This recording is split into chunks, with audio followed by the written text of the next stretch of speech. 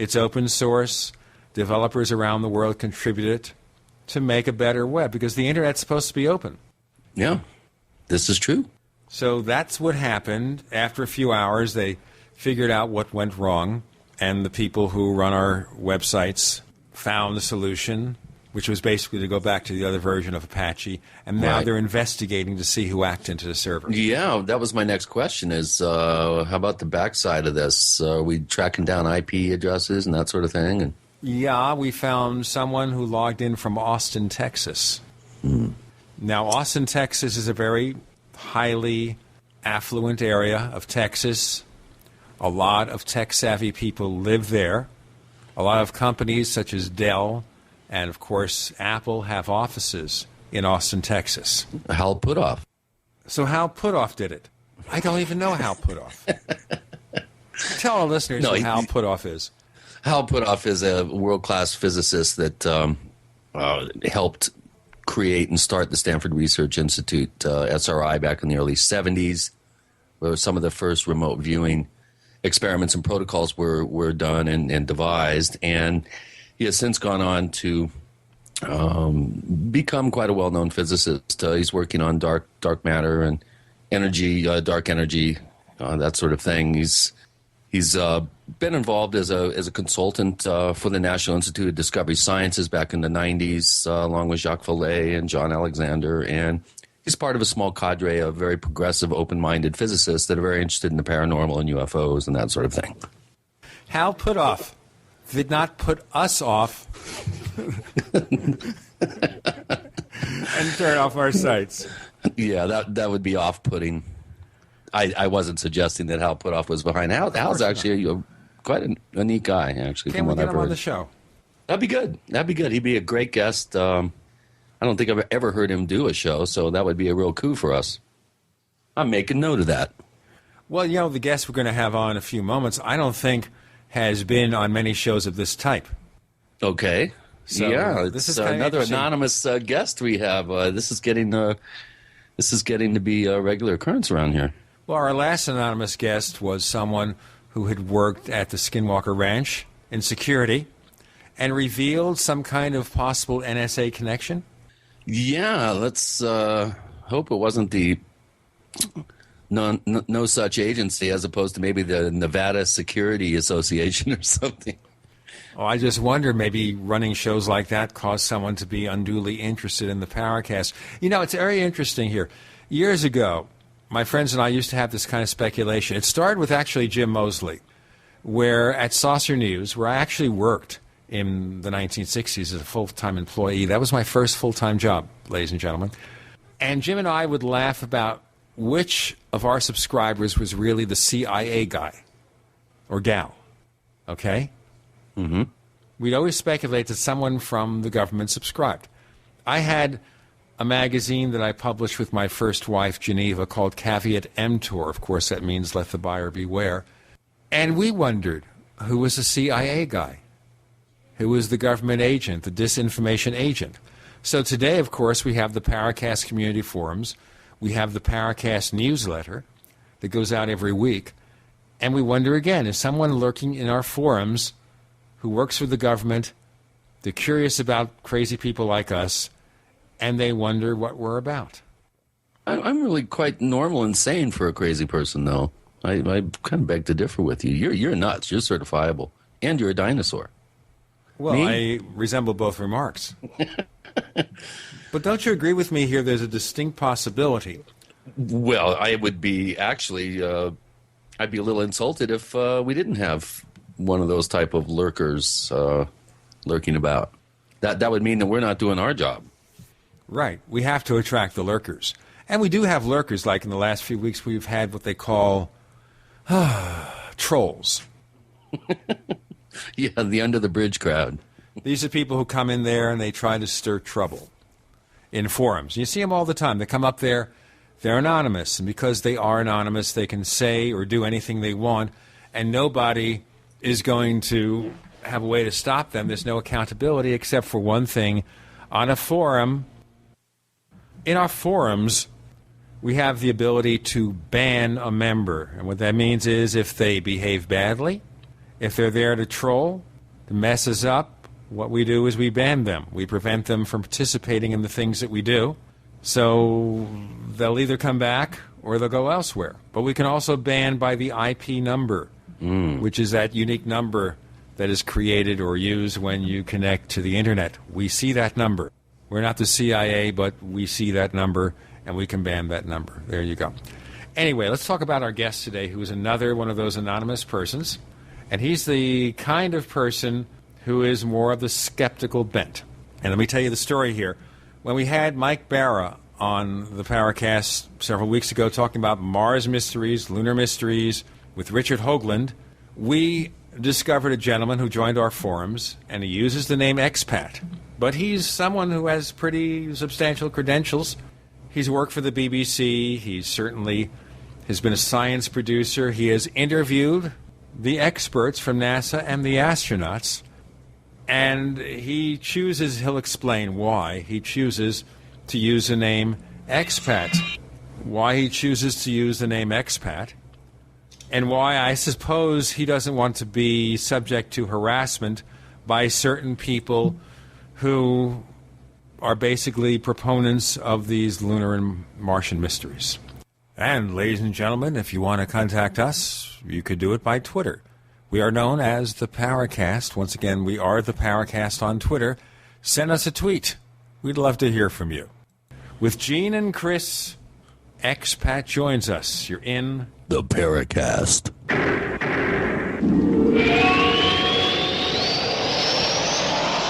Hey neighbors, you've seen all those crazy, wacky products on TV. The perfect tortilla, easy covers, hot booties, furniture fix, petty spin, and more. Where do you find all that stuff? You go to AsSeenOnTV.com because this is the one-stop source for all of these TV goods advertised. Find all your favorites as seen on TV. Check them out as SeenOnTV.com. And by the way, save 10%. Here's what you do. Use the code SEEN1, S-E-E-N number 1, SEEN1. Go to AsSeenOnTV.com to order. Save 10%. Purchase this summer's hottest As Seen on TV items. Save 10%.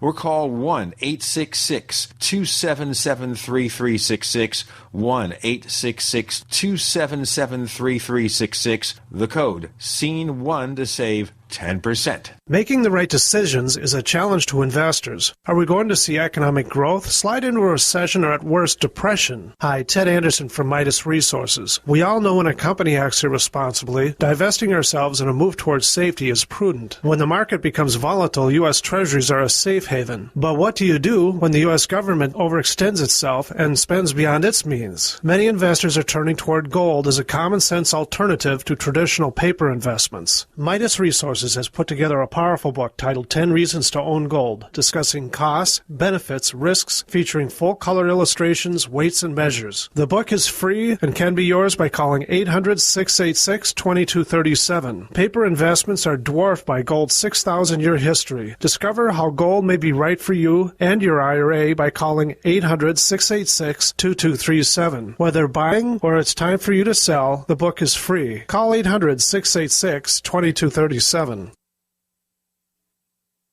We all know that Berkey Water Purification Systems are the most trusted name in water filtration. As an authorized Berkey dealer for over 6 years and serving thousands of satisfied customers, the Berkey Guy offers amazing specials for Berkey Water Filtration Systems. The Berkey Light Systems include a set of self-sterilizing and recleanable black purification elements that purify water by removing chlorine, pathogenic bacteria, cysts, and parasites to non-detectable levels and remove harmful chemicals such as herbicides and pesticides. Order the Berkey Light System today, complete with 2 black Berkey elements for only $231, and the Berkey Guy will ship your order free of charge. With the purchase of a Berkey Light, the Berkey Guy is also offering a set of fluoride and arsenic filters for only $39.99. That's over 30% off the retail price. Call the Berkey Guy at 1-877-886-3653. That's 1-877-886-3653. Or order online at GoBerkey.com. That's GoBerkey.com today.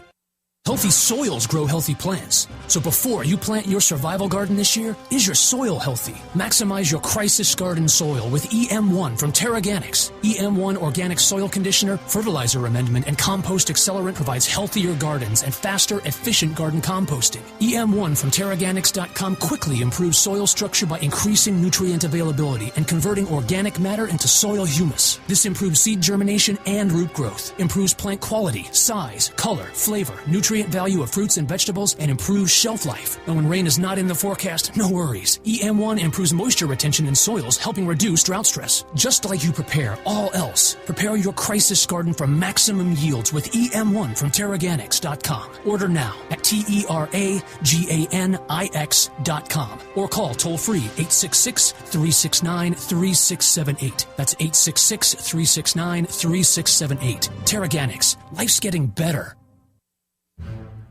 We'd like to hear from you. If you have a comment or question about the Paracast, send it to news@theparacast.com. That's news@theparacast.com. And don't forget to visit our famous Paracast community forums at forum.theparacast.com.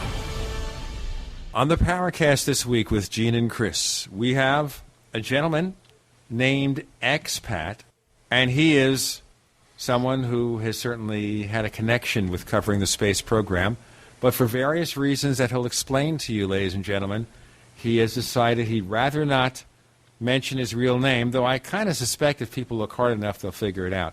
Mr. Expat. Should I call you X or Pat? Very funny. Just stick with Expat, please. Greetings. Greetings to you, Christopher. This is going to be interesting. Okay, Mr. Expat. Within the limits of what you can tell us about yourself and your background, how did you become knowledgeable about our space program? I was working as a producer for BBC Television in London, England. I had a 15-year career with them, working for what they called the Science and Features Department, which was a department that did well, for example, the English equivalent of the PBS Nova series. Over there it's called Horizon. In fact, Nova was very directly copied from the Horizon format. Isn't it strange, though, Mr. Expat, how we do that in America so much, that we copy British TV? Yeah, sometimes not very successfully. Well, yes, like Life on Mars was a very unsuccessful copying venture. That's just to be parenthetical about it. Okay. I began to specialize in spaceflight. I made a documentary for the Nova Horizon series about life in zero G, and then I became seconded to the live coverage of the later Apollo space flights. Subsequent to that, I made 4 major documentaries about spaceflight, not only the American programs, but the Soviet programs too. I traveled to Moscow twice to create program content about the Soviet programs. Went to Zvezdny Gorodok, where they trained the cosmonauts. And that's how I became an expert. All right, then. Now, what attracted you with that background to the writings and the things that people like a Mike Barra and a Richard Hoagland say about possible lunar mysteries? Why, if you don't even agree with what they have to say, even pay attention? I came across Richard Hoagland, although actually, we must have been in the same room together at some point, because we were both covering space in the same period in the 70s. Okay, so it's also true that Richard Hoagland had a real career as someone who covered the space program at one time, right? Yes, he was indeed a consultant to CBS News for the Apollo program, and so that it is rather ironic that he and I were close analogues. He for CBS News, me for BBC Television. The difference is that I was actually a producer, whereas he was only a junior consultant. What, pray tell, is a junior consultant? He was only 24 at the time of Apollo 11. In fact, it's pretty amazing that he ever got that gig. And he was one of 4 people credited as consultant to the program. And I've heard him described as a fact checker. That may be a little bit harsh. He certainly did have some knowledge of space. He had been a lecturer at the Gangaris Science Center in Maryland. So that's presumably how he got the gig. But I didn't really come across him until very much later, until long after my career had finished, hearing him on the famous overnight radio show, Coast to Coast AM with Art Bell. And my mind absolutely boggled that somebody who was giving out such wrong information could be given a spot on an important radio show like that. I couldn't believe it. Now, it's interesting here. When do you think Richard Hoagland, if we're going to take this straight, fell off the rails? Now he's going to come after me. Chris, I'm insulating you, my friend. He's not going to come after you, Chris. He's going to come after me. I'm a target for everyone. Sure, he's going to have plenty of opportunity by the end of this show. Oh, we're going to give him all lots of opportunities to come after us, but that's how it goes.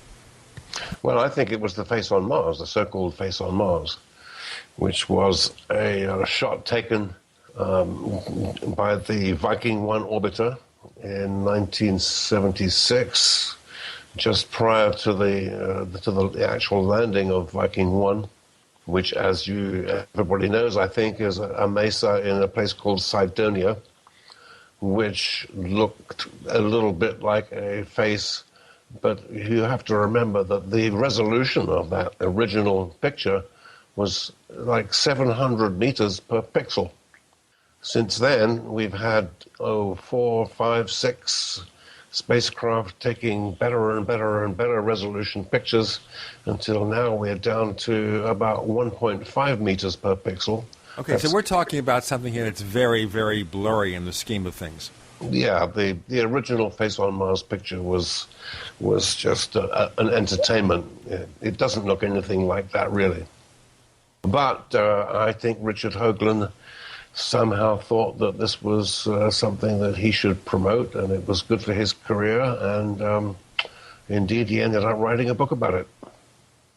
The operative words there are good for his career. I think that's really important for people to understand that are a number of individuals in the field or loosely associated with the field of ufology, let's say, and kind of alternative space, the subject of alternative space facts that really do need to come up every 6 months with some new twist on their particular reality view so that they can constantly pump that career and always be highly visible and generating cash. He's been a bit silent lately. He has not contributed to his Facebook page since May, although I believe he did take part in the Conscious Life Expo in Los Angeles this past weekend. Well, I haven't followed his site, so I'm not really sure.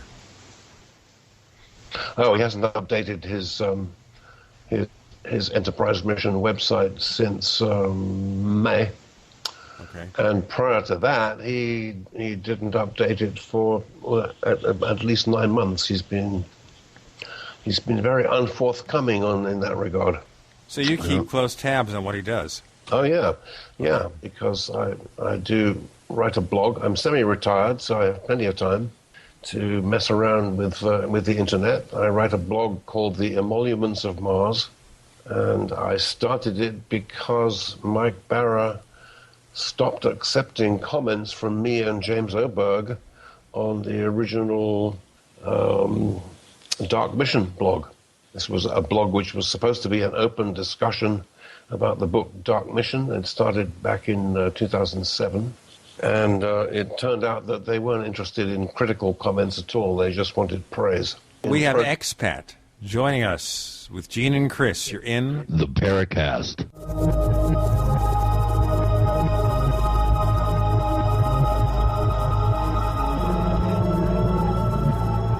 The GCN Radio Network, providing the world with hard-hitting talk radio. GCN. Great talk radio starts here. If you want to get your website online and you need reliable service, first-class service at the lowest possible price, there's only one place to go. Well, DreamHost has a special promotion with our show where they'll offer you unlimited disk space, unlimited bandwidth, one-click web apps such as WordPress, 24/7 support. You can save over $55. You want to know how? Go to dreamhost.com/radio, dreamhost.com/radio. Fate Magazine provides true reports of the strange and unknown. Keep up with the latest on angels and miracles, psychic phenomena, ghosts, UFOs, life after death, and much, much more. To receive your free issue of Fate Magazine, call now at 1-800-728-2730 or visit their website at www.fatemag.com. That's 1-800-728-2730. What are you waiting for? Your fate awaits. Are you storing food? Prepared families are storing food for months and years, but only have enough fuel stored for days or weeks. Stretch your fuel storage by harnessing the power of the sun with a sun oven. Food can be baked, boiled, or steamed at temperatures of 360 to 400 degrees with the power of the sun. You can use the sun for 50 to 80% of your cooking, allowing you to preserve your fuel storage for rainy days. Sun-baked foods stay moister and have less shrinkage and do not burn. Sun-baked roasts are tastier and more succulent, and sun-baked bread has unparalleled taste and texture. Water can be heated in a sun oven for purification or personal hygiene. For the past 26 years, sun ovens have been proudly made in the U.S. They're durable, have a long life, and come with a 100% satisfaction guarantee. Don't be fooled by cheap imitations. For a discount coupon, visit sunoven.com/radio. That's sunoven.com/radio. If you owe the IRS back taxes, listen carefully. Sweeping changes to IRS policies will help more people than ever eliminate their tax debts once and for all. And now I can help you reduce or eliminate your tax debts and end your tax nightmare. Hi, I'm Dan Pilla. I've helped thousands of people reduce and eliminate tax debts they couldn't pay. And after more than 30 years of experience dealing with the IRS, I can tell you there's no such thing as a hopeless tax case.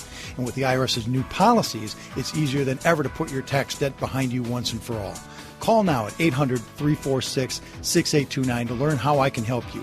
You know your IRS debt will not go away by itself, but you don't have to live in fear anymore. Call 800-346-6829. Learn how I can help you eliminate wage and bank levies, release tax liens, and negotiate a settlement with the IRS that will put your tax nightmare behind you forever. Call 800-34-NO-TAX or go to taxhelponline.com. That's taxhelponline.com.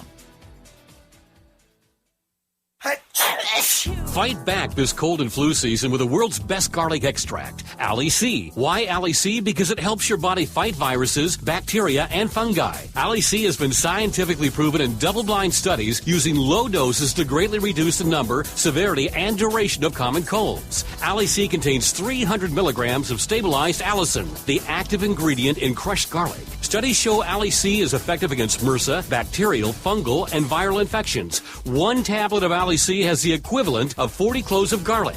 Ali C supports your body's resistance to all types of conditions and can help lower high blood pressure and high cholesterol. So boost your body's resistance to infection with nature's best garlic extract, Ali C. For more information and to order Ali C, call 877-888-7126 or go to garlichealthproducts.com. That's 1-877-888-7126 or go to garlichealthproducts.com for your Ali C today. Hi, this is Don Ecker, and you are tuned into the Paracast. Let me tell you what, you're going to hear stuff here that you probably won't hear anywhere else. Hear that, George Snorri? With Gene and Chris in the Paracast, we have Expat. He was once a BBC producer. He's covered and is knowledgeable about the space program.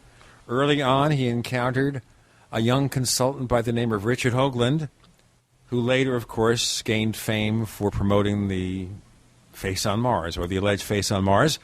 And also, he and James Oberg were busy correcting what they perceived as errors from Mike Barra. Now, I just want to ask you parenthetically, you, Mr. Expat, are anonymous. We're not revealing your name.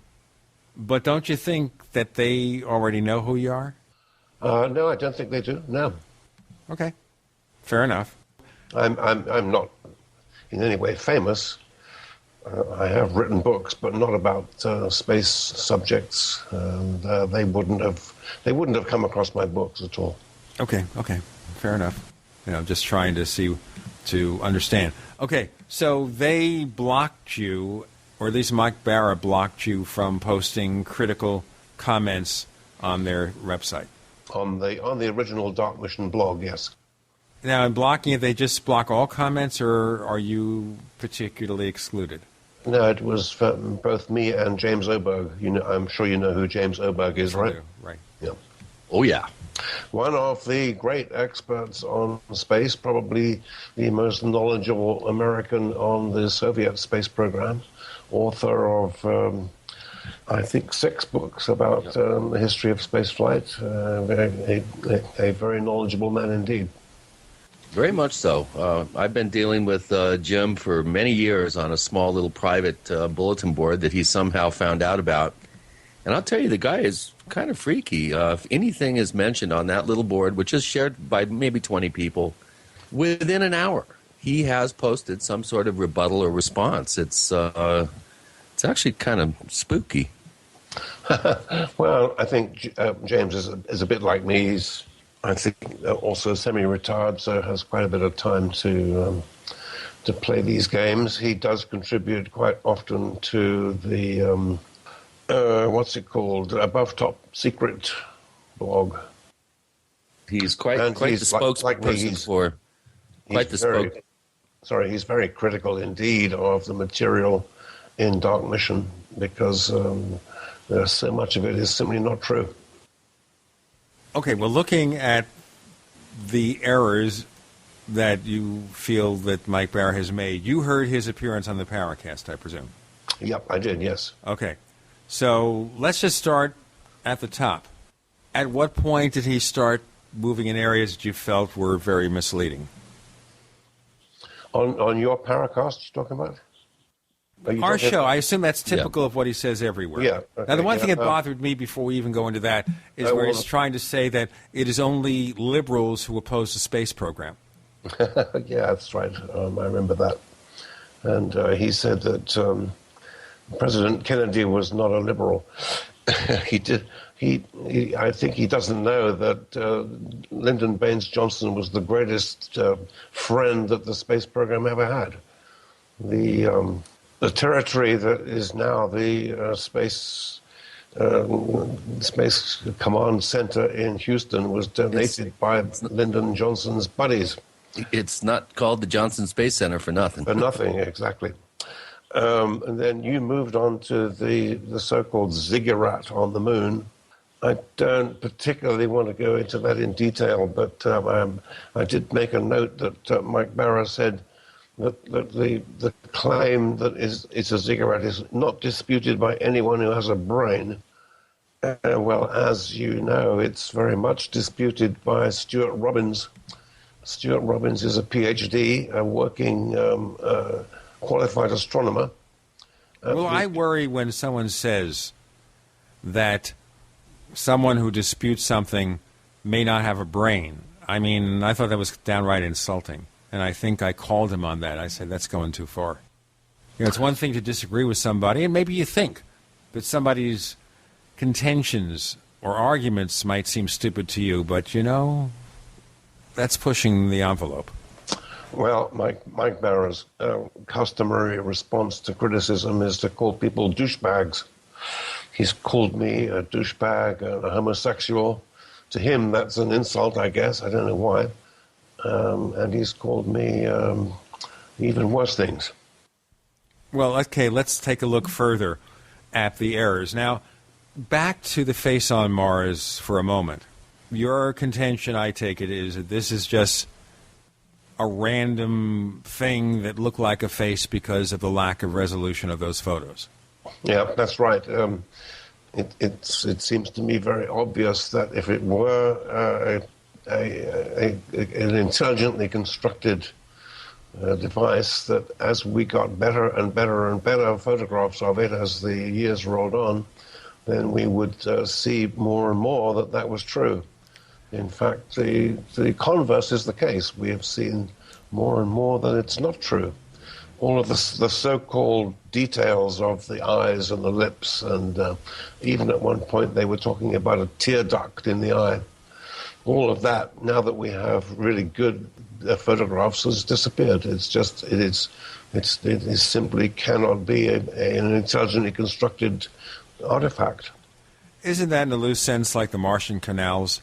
We believe there were canals on Mars, or some felt, but as soon as we learned and had better or more accurate photographs of Mars, we realized it wasn't so? Gene, yes, it fits right into that history of Mars observation, absolutely. People seem to want to fantasize about Mars as a place where there was once a civilization, or perhaps could be again, because it's romantic. But it's not scientific, and none of it's true. Well, that's what Edgar Rice Burroughs used when he created his John Carter of Mars novels, the stories about possible canals on Mars. So he said, okay, let's talk about this dying race of Martians on the dead seas of Barsoom. Yes. Well, but I would think, though, if Mars ever had intelligent life at all, it would have been millions of years ago. Well, yes, that's demonstrably so, and it couldn't possibly have been intelligent life that's anything like human life, because the conditions just have never been like that. There's never been an atmosphere that we could breathe, and the gravity is different, and the temperature is different. It simply isn't habitable from the point of view of anything like a human.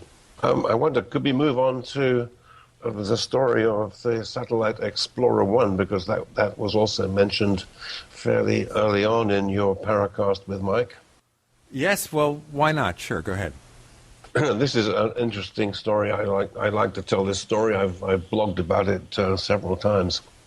Here's the deal. Explorer 1 was America's first satellite. It went up in January of 1958. It was the belated answer to the success of Sputnik 1, which went up the previous October. And it was very much of a triumph for von Braun and his Army team, because they had initially been told that they were not the ones that were going to put an American satellite into orbit. The Navy was going to do that. Unfortunately, the Navy's rocket blew up very spectacularly. And reluctantly, the government said to von Braun, oh, all right, you can do it. Well, now, the fact is that the satellite was very successful, but it did go into a somewhat higher orbit than they expected. They had planned an orbit of 220 by 1,000 miles. And actually, it went into 223 by 1,592 miles. They were probably using Microsoft software, that's all. We know how they did that. We're talking to Expat, and he's here to talk about a reality check for those who believe in lunar and Martian mysteries and lots more about the space program. And, ladies and gentlemen, if you want to contact us, you could do it by Twitter. We are known as the Paracast. Once again, we are the Paracast on Twitter. Send us a tweet. We'd love to hear from you. With Gene and Chris, you're in the Paracast.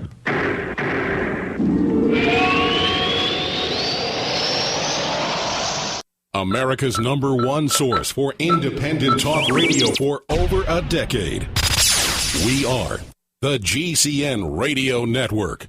We also have swag. You know, we have all these exclusive Paracast things that you can buy. We've got 60 or so different items, and entails T-shirts, sleeves for notebook computers, iPad cases, mouse pads, the Paracast Jumbo tote bag, all sorts of T-shirts and jackets and stuff like that for men and women. We have a Paracast aluminum water bottle. All this stuff, you go to store.theparacast.com, store.theparacast.com.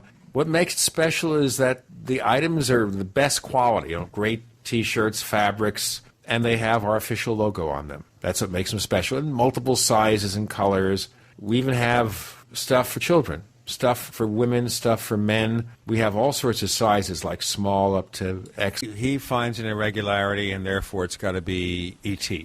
That's right. Now, the problem is that that is not how you measure the orbit of a satellite. You measure the orbit in terms of its complete width.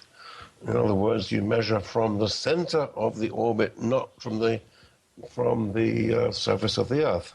Expat, isn't that pretty much high school science? Absolutely. Absolutely. It's because it sounds like something I remember from school.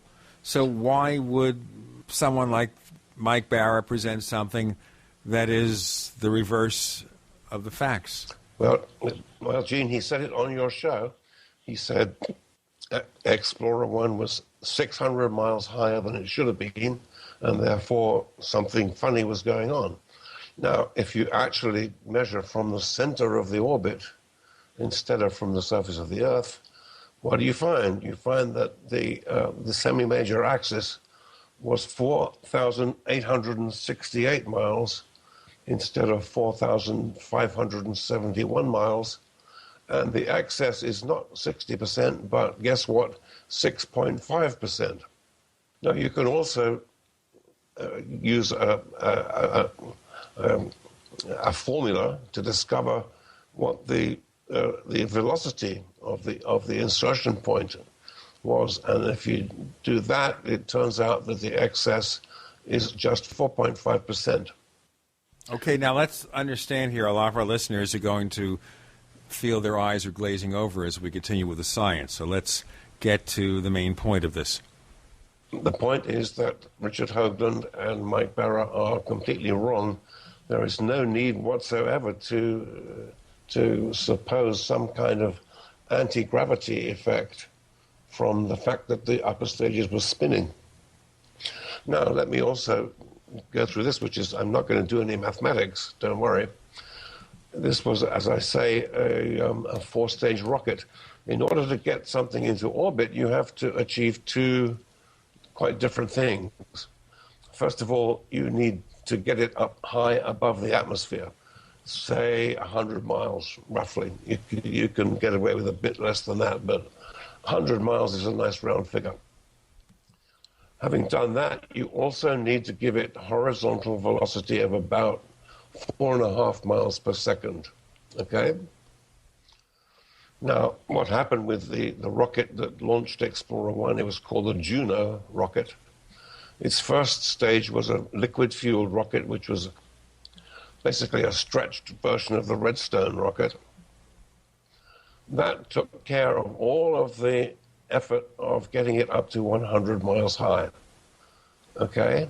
So the gravity problem was already overcome by the time they lit the second stage. In fact, if you look at the flight profile, by the time they lit that second stage, the rocket was traveling horizontally, not vertically. So therefore, a gravity assist is completely irrelevant. Now, I want to emphasize something. This is not just my opinion. I'm sure if you played this back to Mike Barra, he'd say, oh, well, that's just Expat's opinion. It's not true. It is not my opinion. This is mathematical fact. This is the kind of stuff that you'd see in a science book. Well, there is a technical report on the Juno rocket, which I've linked to from my blog.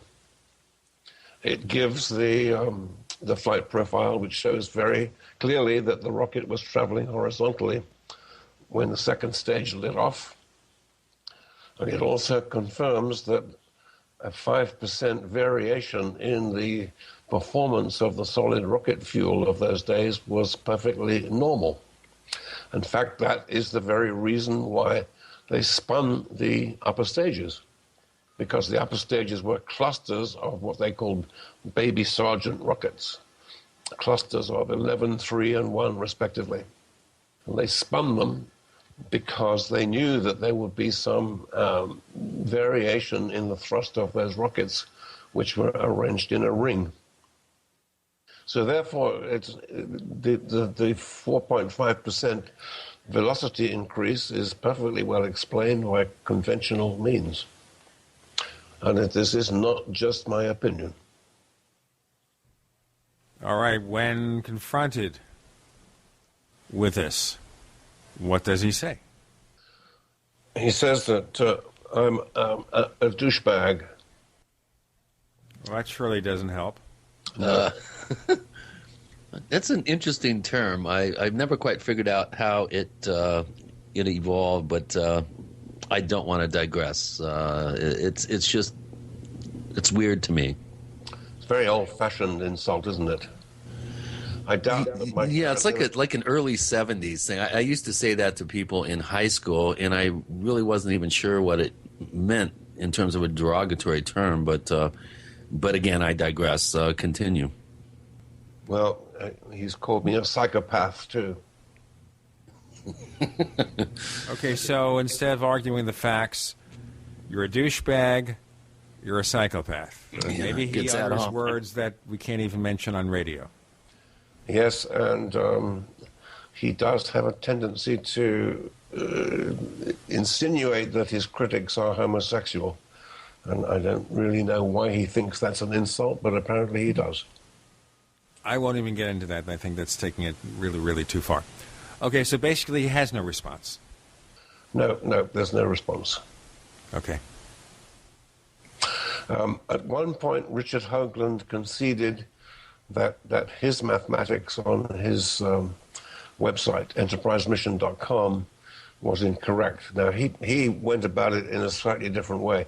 He attempted to figure out, using a rocket equation, what the extra velocity was imparted to the satellite by the 3 upper stages.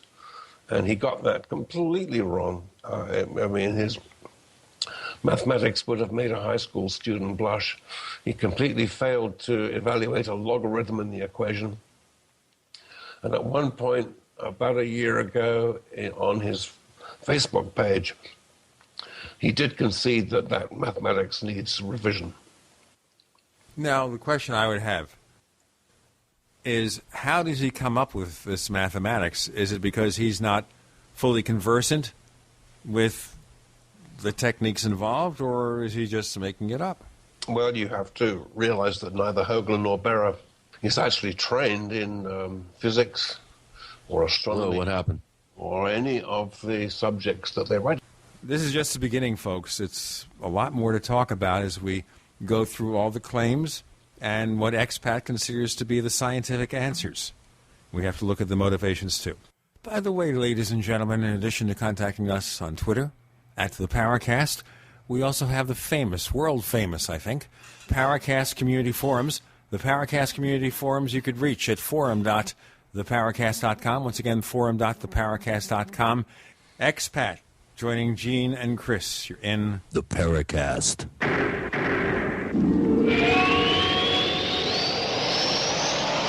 Are you tired of searching for great talk radio? Something more important. Search no more. We are the GCN Radio Network. Hi, this is Ted Anderson. If you'd like to listen to GCN programs on the go, I have great news. GCN has created a Droid and iPhone application, and it's free. Just as easy as going to GCNlive.com, click on the banner, and download. Before you know it, you'll be listening to your favorite hard-hitting GCN shows, live or on demand, right on your Droid or iPhone, 24/7 and on the go. So download the Droid and iPhone app free by clicking on the banner at GCNlive.com. Thanks again for listening to GCNlive.com. Again, that's GCNlive.com. We the people grow cotton, weave fabric, engrave ink, embed strips and fibers to protect from counterfeit and carting to a private bank, having it lent back at interest, forcing taxes to service debt. This capitalism, or was Jefferson correct when stating a central bank issuing the public currency is a greater menace to the liberties of the people than a standing army? Ted Anderson, I'm placing a free silver dollar in a book that explains our monetary system. Call for your copy, 800-686-2237. It's time to understand the system. Call 800-686-2237. That's 800-686-2237.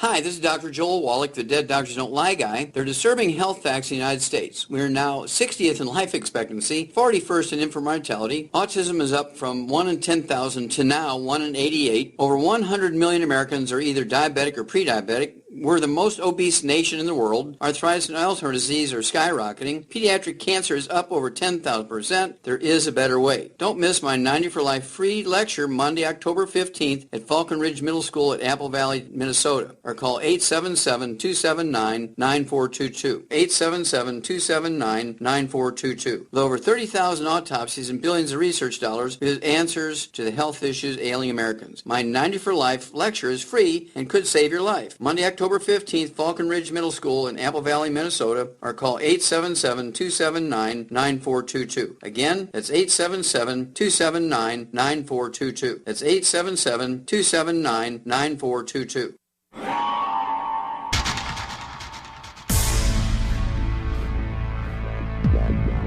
Welcome back to the Paracast, the gold standard of paranormal radio.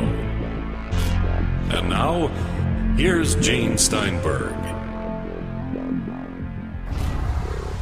As we continue with Gene and Chris on the Paracast, we have Expat, former BBC producer, covering the space program, where he, at one point, I guess, was sort of a colleague of the young Richard Hoagland. Did your paths cross in the way that you actually talked to each other in those days?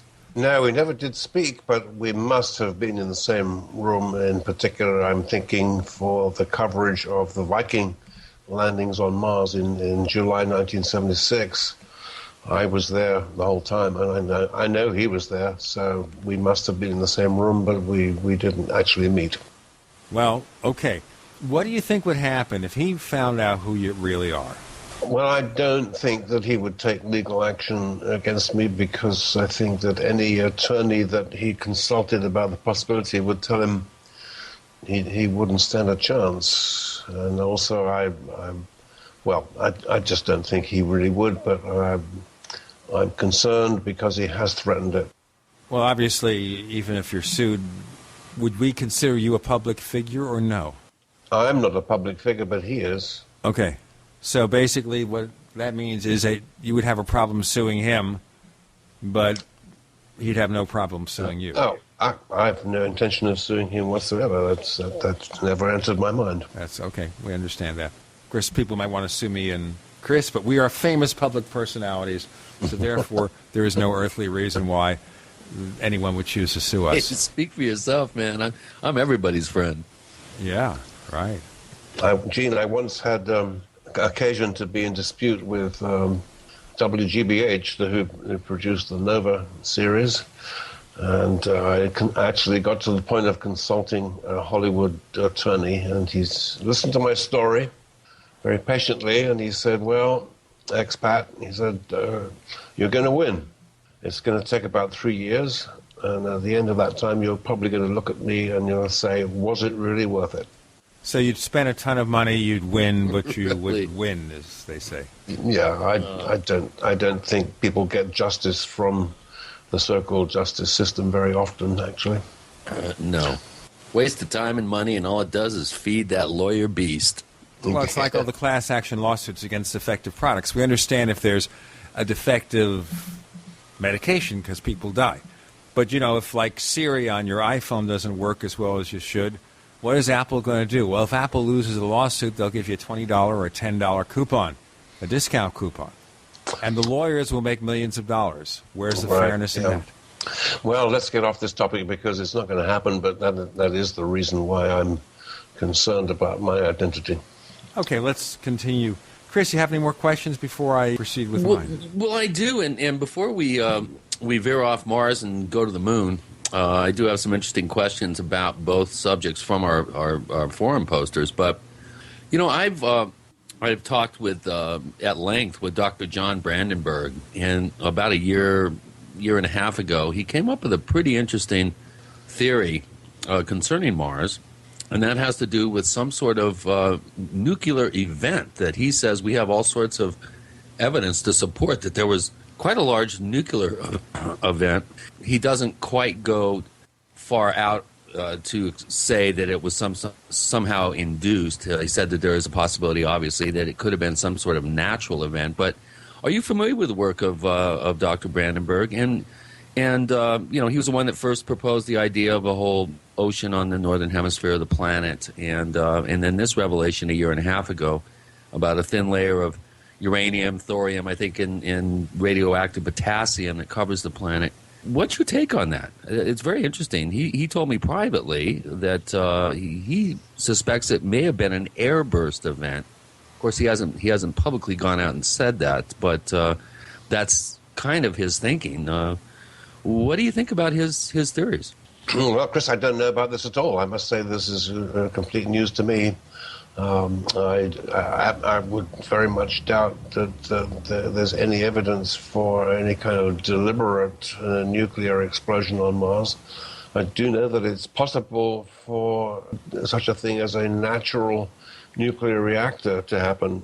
If there's a sufficient concentration of uranium ore, it can spontaneously start a chain reaction. In fact, I believe there was a case in Africa where that actually has been documented. But really, exactly. In terms of Mars, I really don't know. It's not my topic at all. Yeah, he's come up with some pretty interesting information based on NASA's own science, basically, and he's interpreted it. He says about 180 million years ago, a planet-shattering nuclear reaction may have wiped out everything on Mars and turned the planet into dry sand, basically. He said there's a highly concentrated area in the Mare Acidoleum region, I think. I'm just reading off an article here. And it filled the atmosphere with radioisotopes. And this data is being seen in recent gamma ray spectrometry taken, the data gathered by NASA. That's pretty interesting theory there. So I was just curious if you were aware of that and the work of Dr. John Brandenburg. He has a very interesting book about Mars that I highly recommend. Okay, well, I'm sorry, I don't know about it at all. I'm not being evasive. I'm just not familiar with that story. Okay, yeah, he's by the way, just for your own information, he's I think he's a propulsion scientist for Orbital Technologies up in Wisconsin, and he's a pretty bright guy, and he's written a couple of books about Mars, and I do recommend to our listeners and to you to check into his work. It's pretty out of the box. He's not constrained by the scientific community that is fully entrenched in this type of work. He's an outsider that's looking at it and doing his own analytical work, but it's pretty grounded in NASA's own data. So just for your listeners out there, I digress, of course. I always do. Let's move on. I do have some questions here. A couple of interesting ones. This comes from one of our tried and true posters who's been posting for a couple of years, Sand and Fire. And he says, respectfully, my questions, is the moon made out of cheese? And if so, what kind? Is there really a man on the moon? And if so, do you think Mike Baer has met him? And would that make you jealous? We have some comedians on our... But seriously now, he also goes on and asks a third question. He said, with so much technology available to the average amateur astronomer, including very impressive astroimaging hardware and software, for now the price has come down, it's modest priced, why do people like Barra continuously make claims about areas, objects, and locations on the moon that can be readily observed for several nights each month by literally hundreds, if not thousands, of observers? Such observations would clearly prove many of Barra's claims.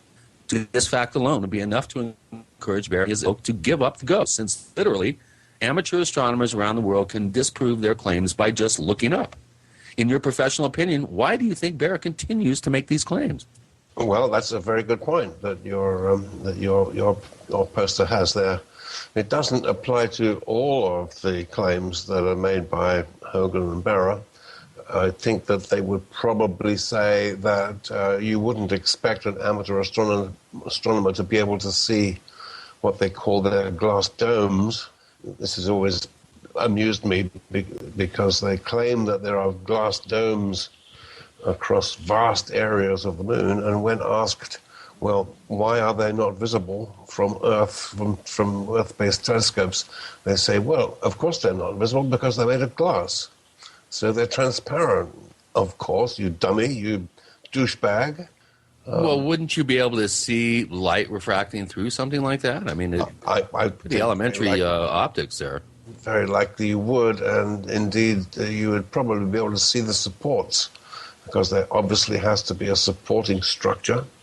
There also has to be some kind of a factory to create these huge glass domes.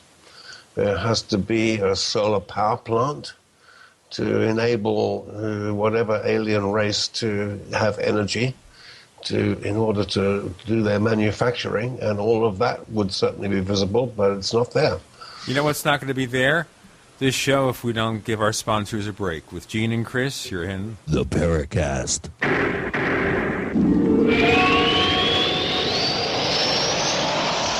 Hey neighbors, you've seen all those crazy, wacky products on TV. The perfect tortilla, easy covers, hot booties, furniture fix, petty spin, and more. Where do you find all that stuff? You go to AsSeenOnTV.com, because this is the one-stop source for all of these TV goods advertised. Find all your favorites as seen on TV. Check them out AsSeenOnTV.com. And by the way, save 10%. Here's what you do. Use the code SEEN1, S-E-E-N number 1, SEEN1. Go to AsSeenOnTV.com to order. Save 10%. Purchase this summer's hottest As Seen on TV items. Save 10%. Or call 1-866-277-3366, 1-866-277-3366. The code SEEN1 to save 10%. Friends, this is Alex Jones for MidasResources.com.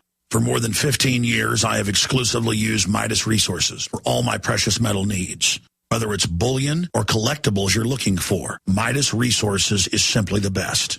I own my gold as a hedge against inflation. This Federal Reserve fiat currency could go the way of the Deutschmark and the Weimar Republic anytime. In these historically dangerous times, it makes sense to physically hold gold and silver. Midas already has some of the best deals in the industry. But if you give them a call and mention the radio special, they will give you a list of the day's super specials. Midas brokers are standing by to answer all your questions at 800-686-2237. They also have a lot of informative free literature explaining the opportunities and risk of holding precious metals. They are ready to answer your questions at 800-686-2237. Again, that's 800-686-2237. We all know that Berkey water purification systems are the most trusted name in water filtration. As an authorized Berkey dealer for over 6 years and serving thousands of satisfied customers, the Berkey Guy offers amazing specials for Berkey water filtration systems. The Berkey Light systems include a set of self-sterilizing and recleanable black purification elements that purify water by removing chlorine, pathogenic bacteria, cysts, and parasites to non-detectable levels and remove harmful chemicals such as herbicides and pesticides. Order the Berkey Light system today, complete with 2 black Berkey elements for only $231, and the Berkey Guy will ship your order free of charge. With the purchase of a Berkey Light, the Berkey Guy is also offering a set of fluoride and arsenic filters for only $39.99. That's over 30% off the retail price. Call the Berkey Guy at 1-877-886-3653. That's 1-877-886-3653. Or order online at goberkey.com. That's goberkey.com today. My name is Gary Johnson. I approve this message. Of the many people running for president in 2012, only 3 will be on the ballot in all 50 states come November. For those of you worried I'll take votes away from the Democrat, and to those of you afraid I'll take votes away from the Republican, I say good. They deserve to lose your vote. Take as many votes as possible away from the people in both parties, keeping us in a state of perpetual war, increasing unsustainable debt, record joblessness, and a bipartisan economic death wish, ruining America for 330 million of us. Be libertarian with me for one election.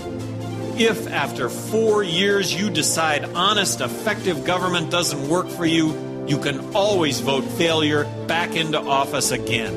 Live free. Paid for by GaryJohnson2012.com. We'd like to hear from you. If you have a comment or question about the Paracast, send it to news@theparacast.com. That's news@theparacast.com. And don't forget to visit our famous Paracast community forums at forum.theparacast.com. With Gene and Chris on the Paracast, we have Expat, and he is here to provide what he regards as a reality check for Martian and lunar mysteries, specifically those propounded by people like Mike Barra and Richard Hoagland. And we just know that we're going to get ourselves in trouble over this show, but that's why we're here. We're always getting ourselves in trouble. Mr. Expat, did you have any further comments to make before Chris gets on with more questions from our listeners? Yes, I just want to add that Mike Barra's recent book, Ancient Aliens on the Moon, I plugged it for you, Mike. Chapter 9 is all about what he says are the artifacts in one specific image from Apollo 11. And that is really the entire content of Chapter 9. That's the one that he starts off with, that famous ziggurat. But he also says that he sees a gun emplacement, a drill, a beach house, a spaceship, which is, curiously enough, aerodynamic. I'd love to know why he thinks that there would be a need for an aerodynamic spaceship on the moon which has no air. Well, come on. We're talking about Dick Cheney's vacation home here, so we have to cut some slack here. Well, I think some of those things, if they existed, would be visible from good amateur telescopes because they're quite big. The ziggurat itself, for example, is supposed to be 1 mile square. Now, that's quite big enough to be observable by a decent telescope from Earth. And so you'd have to ask Mike, why is it not there? How about some things that have been seen? I have a question from ExoDoc to Expat. I guess we got a lot of Mr. X's here today. It is the War of the X's, featured on the Paracast, ladies and gentlemen. Well, during Apollo 16, Ken Mattingly observed flashes on the dark side of the moon on 2 consecutive orbits. Do you have any further information about this, and or do you have any thoughts on this? And he also mentions in a second question, in 1959, an astronomer named John O'Neill observed what he felt was a large bridge over, some of these Latin words, Mare Crisium. Mare Crisium, yes. Mare Crisium. You can call it the Sea of Crises, if you like. The Sea of Crises, okay, yeah. Well, John O'Neill, an astronomer, observed what he called a large bridge there. And British astronomer Dr. H. Wilkins confirmed a bridge-like structure a month later. What other bridge reports are you aware of, and what do you think of those? Okay, let's deal with the Apollo 16 question first. I looked into this. I looked at the Apollo 16 mission transcript. I don't know if you know, but all of the mission transcripts are available as PDF files online, which is very useful indeed. Now, of course, these people might assert that those transcripts are manipulated. Well, all I can say is that here's what is available in the public transcript about the flash. This was at mission elapsed time 123 hours, 7 minutes. Mattingly says, I was looking at the horizon and there was a bright flash. It was below the horizon. Maybe I saw one of these bright flashes that everyone else has been seeing all day. I can interpret that. All astronauts see flashes in their eyes due to the interaction between cosmic rays and the retina. This has been a well-known fact ever since the very first space flights. And apparently during Apollo 16, that would have been John Young and Charlie Duke were seeing these flashes, but apparently Ken Mattingly didn't until that time. So he says the flash was below the horizon, so maybe it was something strange down there. But on the other hand, probably I was just seeing a cosmic ray flash in my eyes. So that would be my explanation, that it was a cosmic ray flash, just like all astronauts see. It just happened to be below the horizon, so it was a little enigmatic.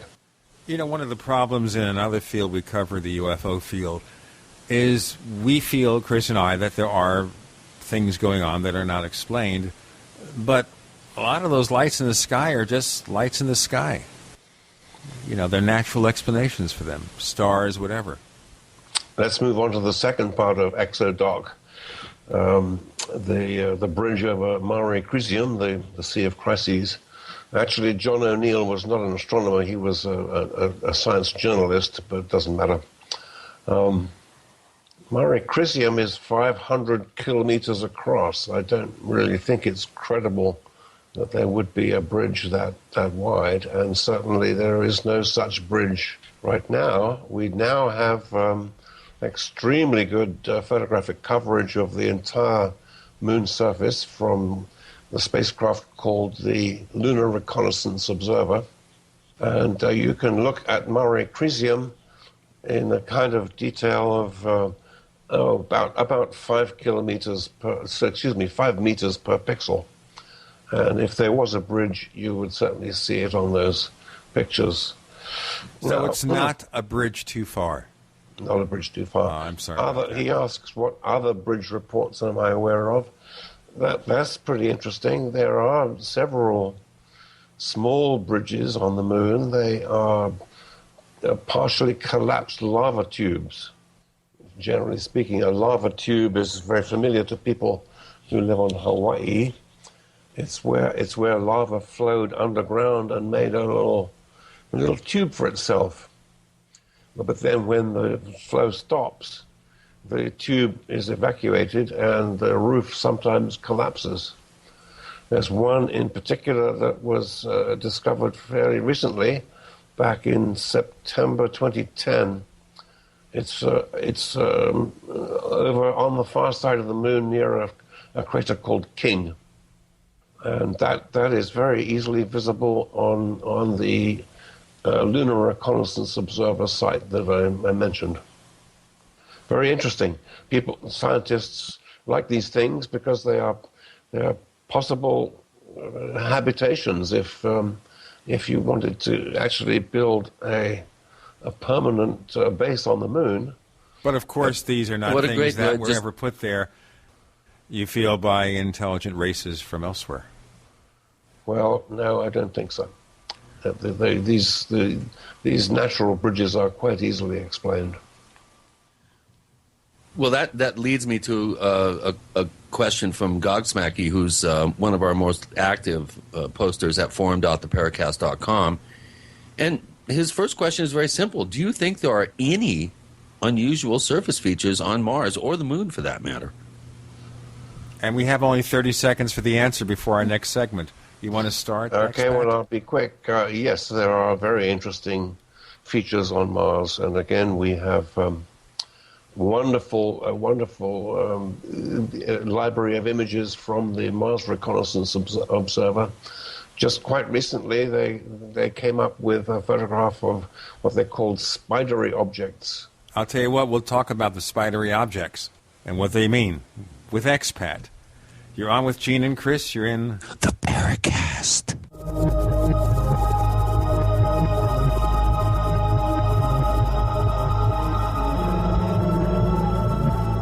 The GCN Radio Network, providing the world with hard-hitting talk radio. GCN. Great talk radio starts here.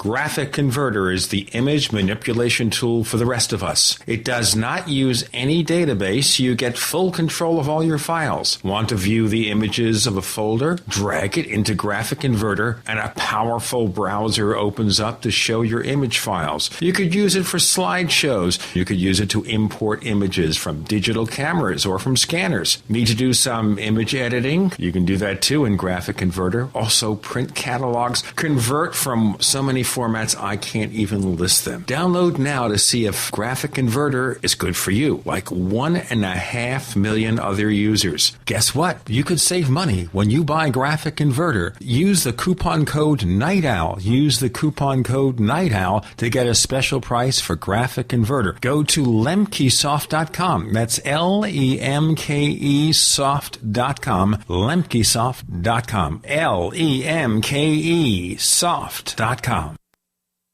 Every day, nearly 3,000 families enter into foreclosure and face losing their home. If you're currently behind on your mortgage, you can still avoid foreclosure. You can save your home, but you need to act now. We're Allied State Foreclosure Services. We're experts in saving homes from foreclosure. With just one phone call to us, you can stop the foreclosure process, lower your monthly mortgage payments, and save your home. Call now. The call is free with no obligation. 1-800-597-8843. Call us if you've been threatened with foreclosure, denied loan modification, or missed a payment on your mortgage. If you've been a victim of a predatory loan or are upside down on your mortgage. Even if you've lost your job and you're worried about losing your home, don't wait. Call us now and let us help you save your home. You've worked hard to build a life with your family. Let us help you keep your home. Call now before it's too late. 1-800-597-8843. 1-800-597-8843. 1-800-597-8843. Do you owe the IRS money that you can't pay?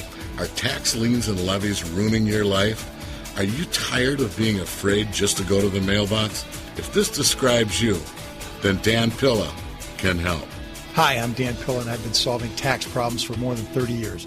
In fact, I wrote the book that made it possible to negotiate settlements with the IRS, and I've helped thousands of people do exactly that. Call now at 800-346-6829 to learn how I can help you. You know your IRS debt will not go away by itself, but you don't have to live in fear anymore. New changes to IRS policies will help more people than ever before eliminate their debts once and for all. There's no need for you to suffer another day with IRS debt. Call 800-346-6829. I can help you eliminate wage and bank levies, release tax liens, and negotiate a settlement with the IRS that will put your tax nightmare behind you forever. Call 800-34-NO-TAX or go to my website, taxhelponline.com. That's taxhelponline.com. So you don't want to carry a gun, but you do want to ensure your personal safety? Then empower yourself legally with self-defense products from StunGunMikes.com. Stun guns come in more shapes than just what you see on TV. Now you can get a powerful mini stun gun that fits in the palm of your hand, a stun baton, or a cell phone or lipstick stun gun. StunGunMikes.com also carries real spy gear like bug and metal detectors and discreet car and home security cameras that hide in almost any type of everyday object, from alarm clocks to pens. Now you can see how your babysitter really treats your children. Go to StunGunMikes.com, spelled just like it sounds. StunGunMikes.com. Buy real spy gear from StunGunMikes.com, just like the exact same spy gear sold to the government, military, corporate security, law enforcement, and private detectives. Empower yourself with self-defense products now from StunGunMikes.com.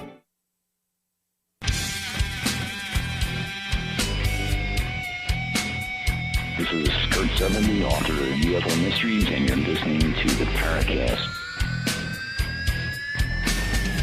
Chris is getting into his trickster mode there as we explore the possibility of lunar and Martian mysteries and what might be the cause.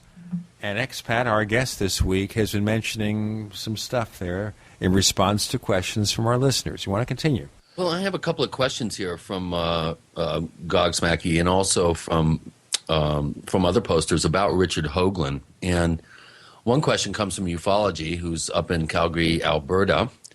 And the question is, can you please explain the theory behind Richard Hoagland's Accutron space densiometer, or whatever that is, and why you think it's either legit or not? And then a follow-up question deals with Hoagland's claim that he used military-type imaging software that is designed to look for artificiality in pictures.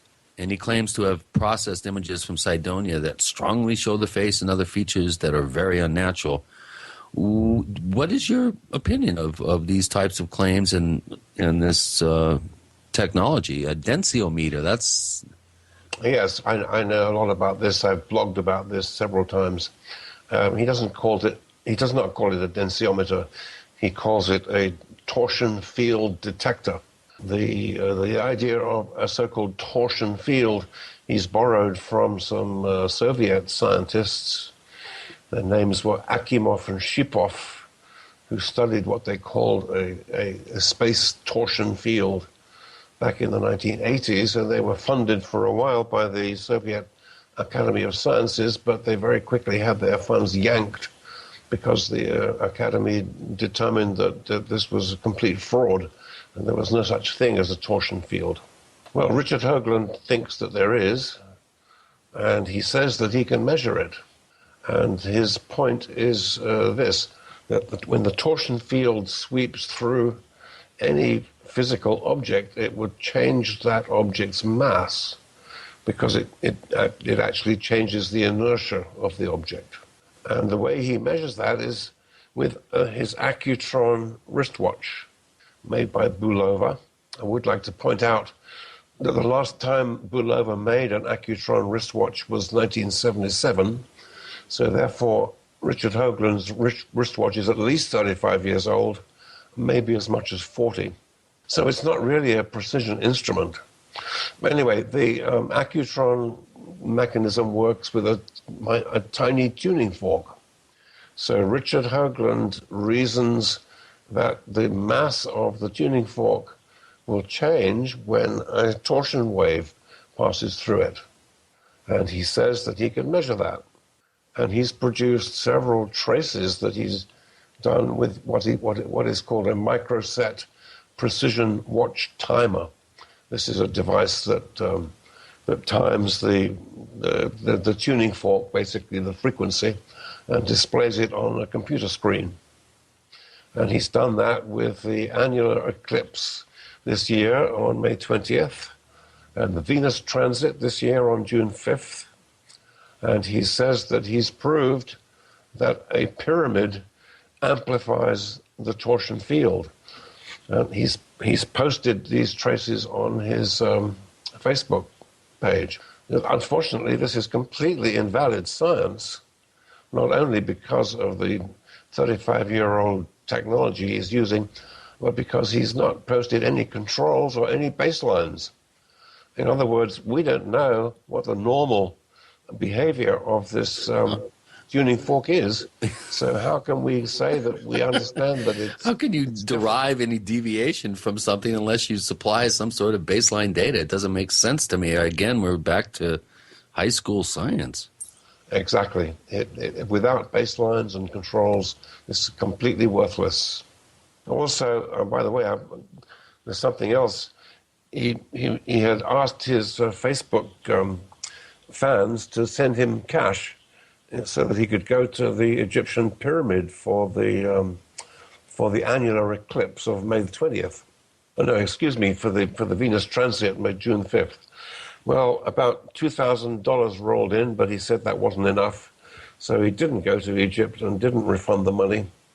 I would think a guy like that, though, could get more than $2,000 in donations. Speaking of someone who has on occasion asked for donations, and I'm not nearly as famous as he is, I think, based on the percentages, this should have been a slam dunk. Well, it didn't work out for him. He didn't go to Egypt. Instead, he went to Sandia Peak, which is near his hometown in Albuquerque, or near Albuquerque. And he went to the terrace of a restaurant, which is halfway up Sandia Peak. And he said, oh, well, I think the Sandia Peak will stand in for a pyramid. And then he confidently declared that he had proved that by showing the trace during the Venus transit, and said that this shows that I'm right, that a pyramid does indeed amplify the torsion wave. Well, unfortunately, he let drop something else when he was on Coast to Coast. He said that the Accutron watch had, quote, gone nuts for 12 hours non-stop during the summer solstice. Okay, that was not when he was at Sandia Peak. That was in his own backyard. So therefore, I think it disproves his point. Wow. Well, I've been accused of accidentally calling Richard Hoagland. You see, listen to me, ladies and gentlemen. He doesn't want to get into trouble. Chris is going to be a nice guy. And then he says it the just word. slipped out, I think, Gene. I'm sorry. You didn't mean to say the H word. No, I didn't. The X word. I know what you mean. But how about this imaging technology that he claims that the military has imaging software that can look for artificiality in pictures? And he claims that he has processed images from his technology that strongly show the face and other features that are very unnatural. Again, this is a question from Gogsmacky. Yeah, I'm afraid I don't know about that. I have not heard that claim, and I don't think it's anywhere on his website. So, sorry, I can't comment on that one. Well, since we're on the subject of imaging and claims of airbrushing and painting on negatives, here's a question from Trained Observer, again, one of our real tried and true posters at forum.theparacast.com. And he asks about Ken Johnston and his story about seeing people airbrushing and painting on negatives, obscuring evidence of artificiality, that sort of thing. I mean, what do you think of these claims? There have been several over the years. I think there was a woman who was worked for NASA and claimed that there was a program in place to obfuscate evidence of artificiality on some of these images. What's your take on that?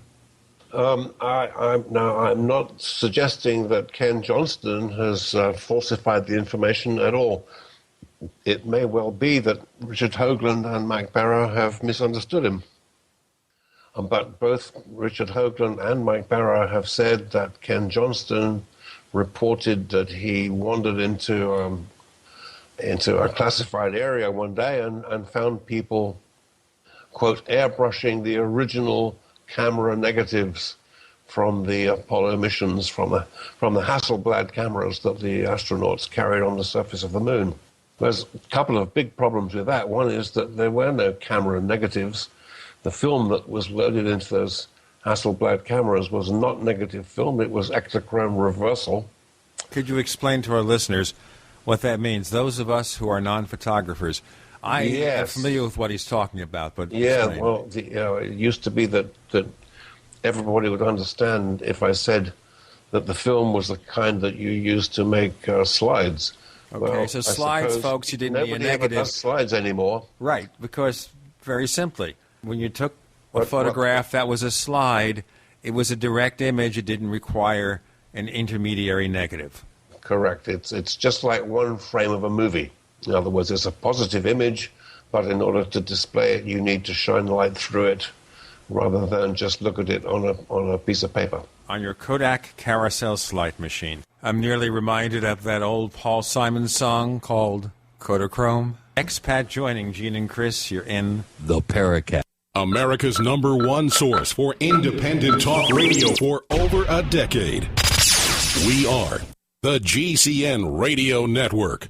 Whether it's personal mail, whether it's business email, you want reliable, dependable delivery, freedom from spam, freedom from viruses. Well, Polaris Mail offers professional email hosting services for your personal or small business use. Each account uses 25 gigabytes of storage, an easy-to-use webmail interface, and full mobile sync. Sign up today for a 30-day free trial at polarismail.com, polarismail.com. So here's what happened. I was placing an order online. The site went down. It just stopped responding. It took hours before it returned, but I'd already placed the order with another company. If your site goes down, you could lose business. And if you have a business or personal site, you'll want to know it's easy to run and it will stay online. At iWeb, your site is hosted on one of the most reliable networks in the world. Check it out. iWeb.com. That's iWeb.com. 25 years is reason to celebrate. Cash in on October deals during the 25th anniversary of Emergency Essentials. Going on now, save 26% off clarified butter, 24% off honey oat granola, and save 50% off a kitchen fire extinguisher. A must for any kitchen emergency. Stock your car with a Roadwise Emergency 72-hour kit, only $34.99 at BePrepared.com. New this month, 2 varieties of Mountain House just-in-case buckets. Your favorite Mountain House pouches packed in a convenient bucket. Find a super deal this month only for the Goal Zero Lighthouse LED lantern and Nomad 7 solar panel.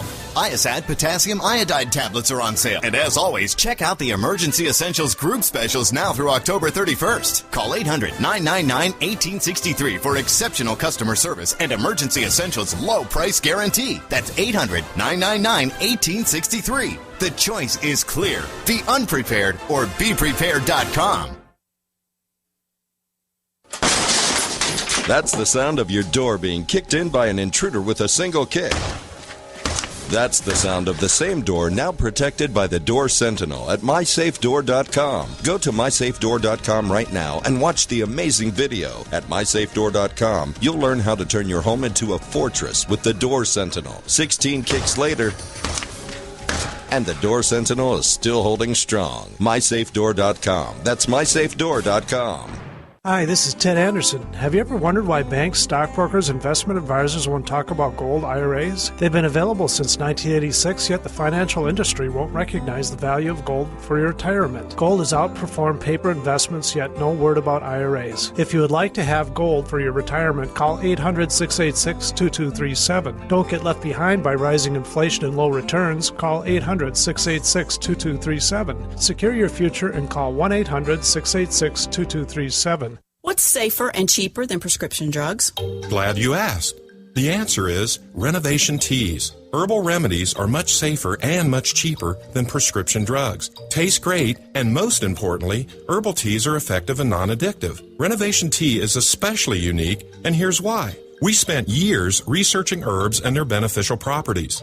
Renovation Teas uses only 100% organic, fair trade herbs. Our teas are blended towards specific ailments and health conditions, such as diabetes, blood pressure, anxiety, libido, detox, and much more. All Renovation Teas are formulated and hand-filled in Arkansas. Take care of yourself naturally, the way Mother Nature intended. Order Renovation Teas at renovationtea.com or call 870-784-3121.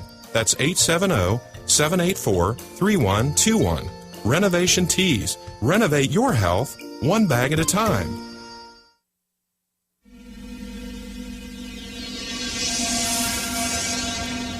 This is Hilly Rose, and I hope that you do listen to the Paracast because you will learn a great deal about the paranormal.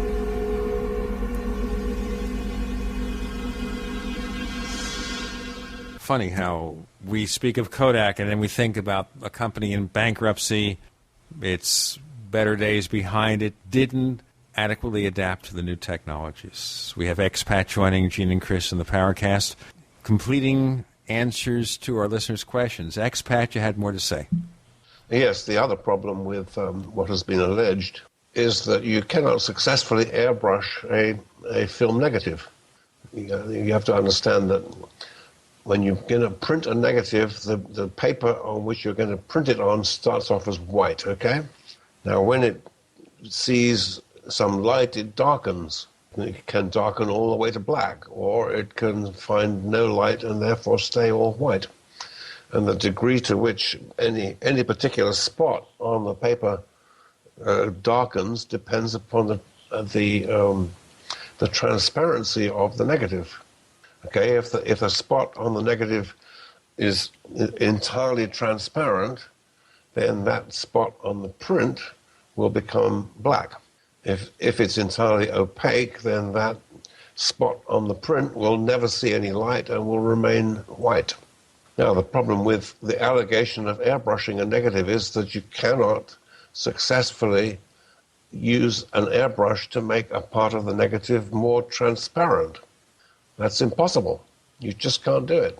You can make it less transparent by spraying ink on it, I suppose, but nobody does that. So this story of changing, very easy to detect. I mean, come on, there's no way you could hide evidence of that. Well, what was again? Trained Observer kind of has a follow-up question here about this. What was Ken Johnson's actual role at NASA? Do we know? James Oberg has reported that attempts to verify his claims of being a former Marine pilot have failed. And as you pointed out, his claim of seeing somebody airbrush or paint over a negative doesn't make sense, particularly if he is also allegedly an expert in photography. Do you know, or do we know, if he was actually a test pilot at NASA and the Space Administration Data and Photo Control Department manager? Do we know this? Yes. Chris, I know the story very well. Let's start with Ken Johnston's service in the Marines. He served honorably as an aircraft technician and went and took training courses to become an F-4 pilot. However, he never finished that course. He never became a licensed pilot. And in fact, there was a change made between the first and second edition of the book Dark Mission by Richard Hoagland and Mike Barra. When it went to a second edition, they made the following changes. When the first edition said, after a tour of duty in the Marines as an F-4 pilot, he went to work at NASA as a chief lunar module test pilot. Okay, when it came to the second edition, they removed the words as an F-4 pilot and replaced them with the phrase where he trained in planes such as the F-4 Phantom, and they removed the words as a chief lunar module test pilot at NASA. That was for the second edition. Now, there's no doubt whatever that Ken Johnston did act as a technician for Grumman, who were the manufacturers of the lunar module, and he was an expert at the controls. And in fact, he did serve as an instructor for the astronauts in how to fly the lunar module. And I also, again, will emphasize, he served his country honorably in the Marines. I'm not taking away from his service in any way. And I don't necessarily think that he falsified his bio to Mike Barra and Richard Hoagland. It may well be that they simply misunderstood it.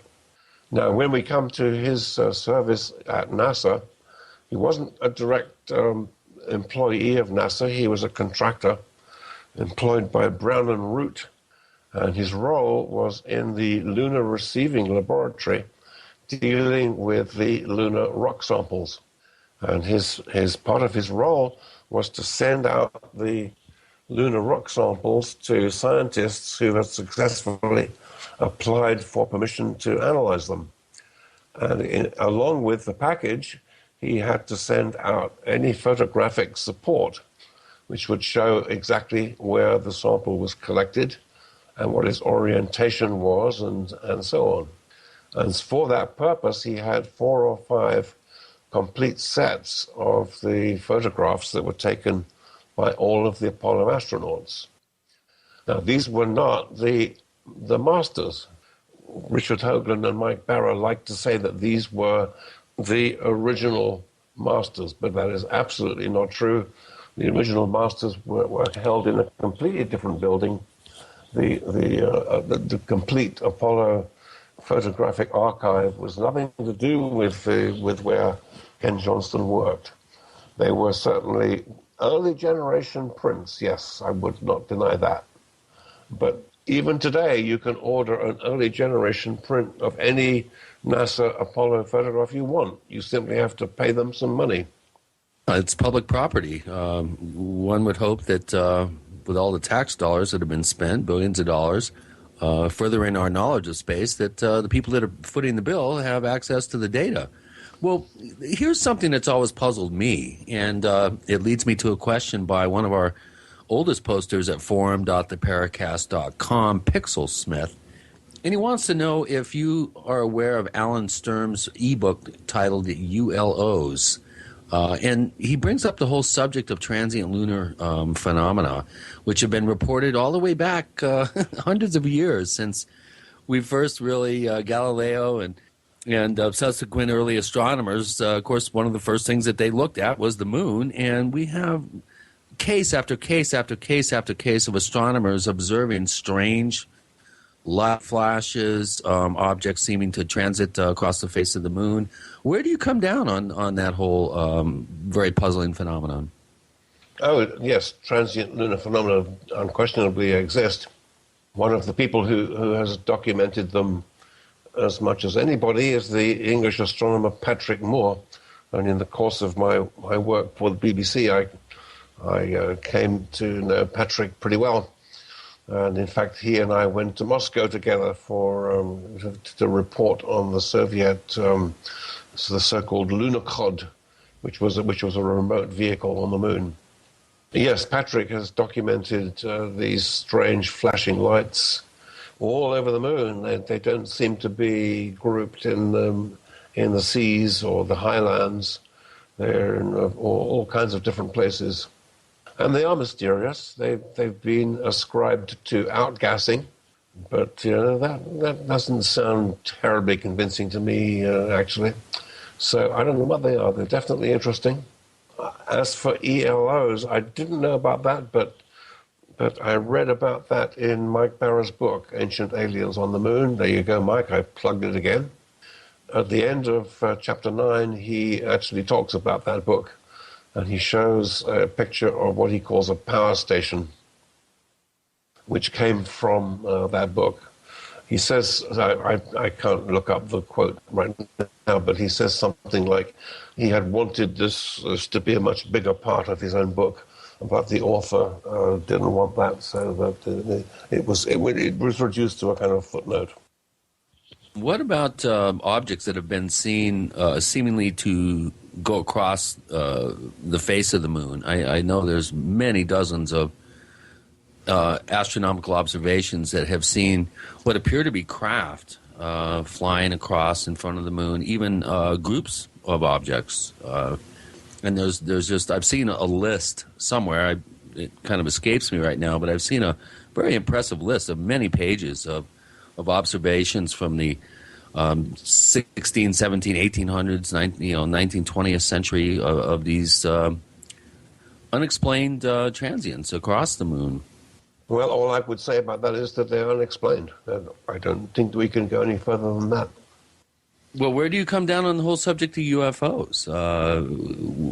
Obviously UFO is a very generic sort of blanket term, but do you feel that there are structured craft flying around in our atmosphere that we can't explain as being terrestrial, let's say, or being under some sort of human intelligent control? I mean, you befriended many people over the years in the the scientific community and in the space programs and stuff. I mean, where do you come down personally on this? He's going to give his answer in a moment. Remember, folks, you'll find us on Twitter. Our name, The Paracast. With Gene and Chris, you're in The Paracast.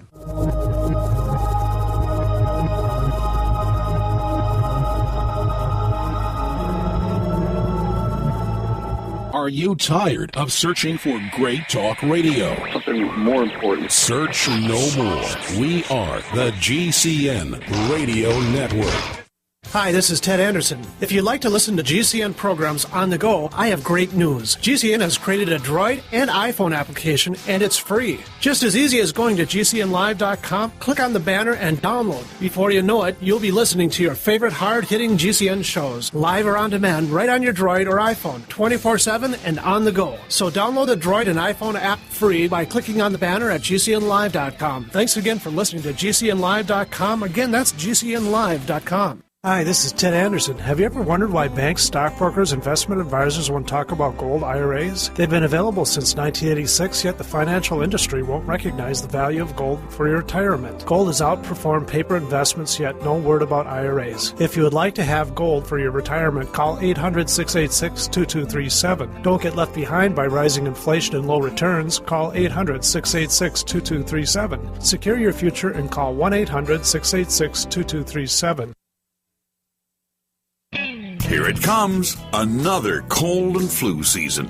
Get ready for it and save now during the pre-winter sale at herbalhealer.com. Don't be without powerful natural flu fighters like elderberry power capsules. They support the immune system and they have antiviral properties. Another powerful antiviral is olive leaf capsules, highly recommended by Herbal Healer Academy. Also on sale is Physician Strength Oregacillin, a savior for the lungs. It fights bacteria, virus, and fungus. Our famous 4-herb capsules are a gentle liver cleanser and can be taken daily. Also featured this winter are the homeopathic detoxes, liver, kidney, lung, lymph, whole body, and brain detox on sale.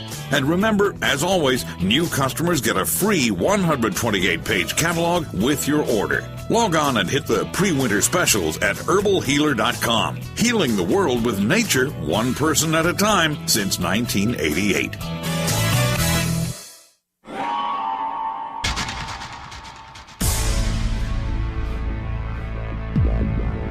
Welcome back to the Paracast, the gold standard of paranormal radio. And now, here's Gene Steinberg. One of those cliffhangers on the Paracast, where expat, our guest this week, was asked by Chris about UFOs. What say you? Well, of course, the easy answer from the scientific point of view is the one that Carl Sagan gave a long time ago. He said UFOs are, by definition, unexplained. And therefore, there is no point in going. They're unidentified. Sorry, excuse me. I don't mean unexplained. Unidentified, and therefore, since they're unidentified, that's the end of the story, so far as science is concerned. Well, Chris, this is not my subject at all, I must say, but I can comment a bit. It's obviously understandable that people would try to have a guess at what these things are. Obviously, also, I think everybody would agree that some of them, a proportion of them, have a natural explanation, and a proportion of them don't. To the extent that people allege a cover-up, I could kind of understand that if some of them are actually secret aircraft that are under development and that are classified. Then those would, of course, be covered up. And that might very well explain the so-called silent triangles that Art Bell and other people have seen. Now, one more comment. As I say, it's not really my subject, but to me, the least convincing evidence of UFOs is the stuff that was shot from the space shuttle, showing particles that are doing strange things, aerobatics, going at right angles, suddenly reversing direction. These are completely easily explained by the fact that all spacecraft are accompanied by particles, bits of moisture, to do with the dumping of human waste overboard. And this is quite easily explained. James Oberg has done a brilliant job with this. You should look at James Oberg's website. He's written thousands and thousands of words about this, and from a very expert perspective.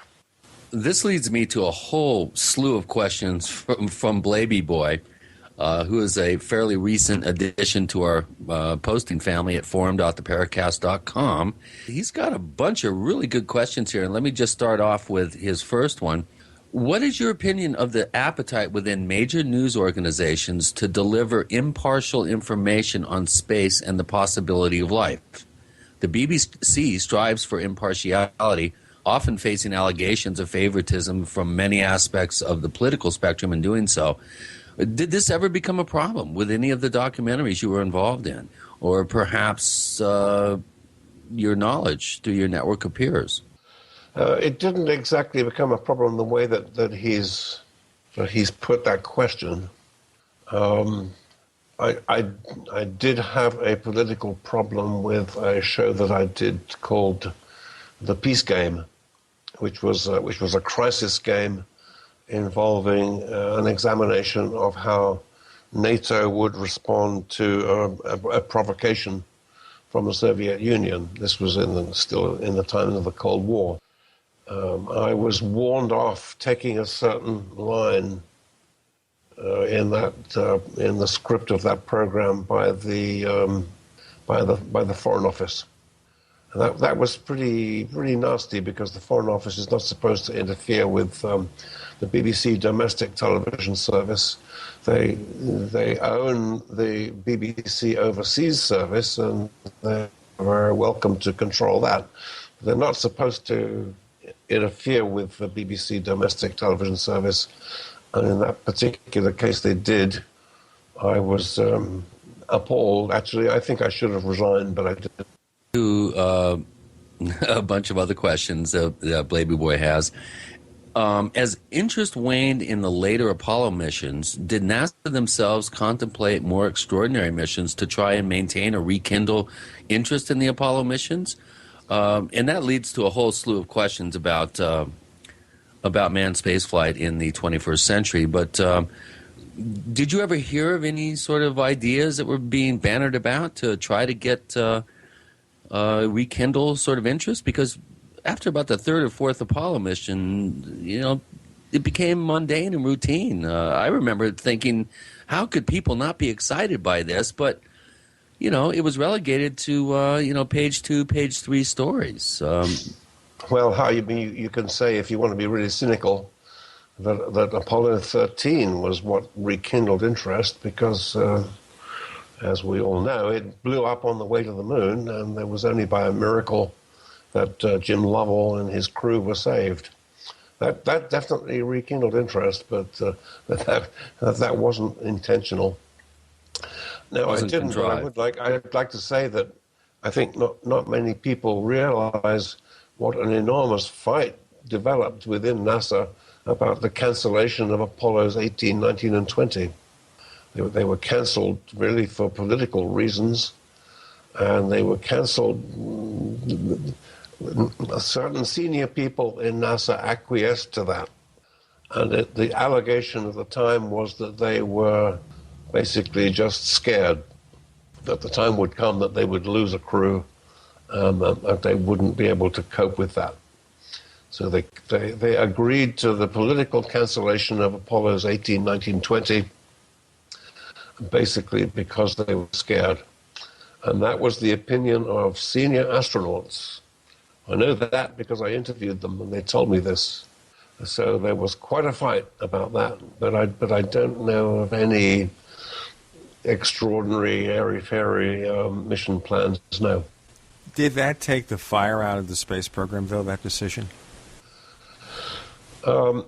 Yes, it led, manned space flight. Yeah, I mean, maybe, but we've forged ahead with unmanned stuff, big time. Sure, unmanned space flight has been spectacular. Absolutely. No, it was a problem because it led to basically a lot of Apollo astronauts losing their missions. There were people who had trained for years and years and years, who confidently expected to be on those missions. They were told, sorry boys, that you're not going to fly. It was a very big deal. This leads to another question. What are the best or most interesting rumors or conjectures around manned space flight that you've been hearing, maybe scuttlebutt? Is there any hope for the early 21st century for a manned space flight? I mean, what are we looking at? India, China? I mean, the U.S. is almost out of the game. I'm a bit of a fan for the Phobos mission, I must say, actually.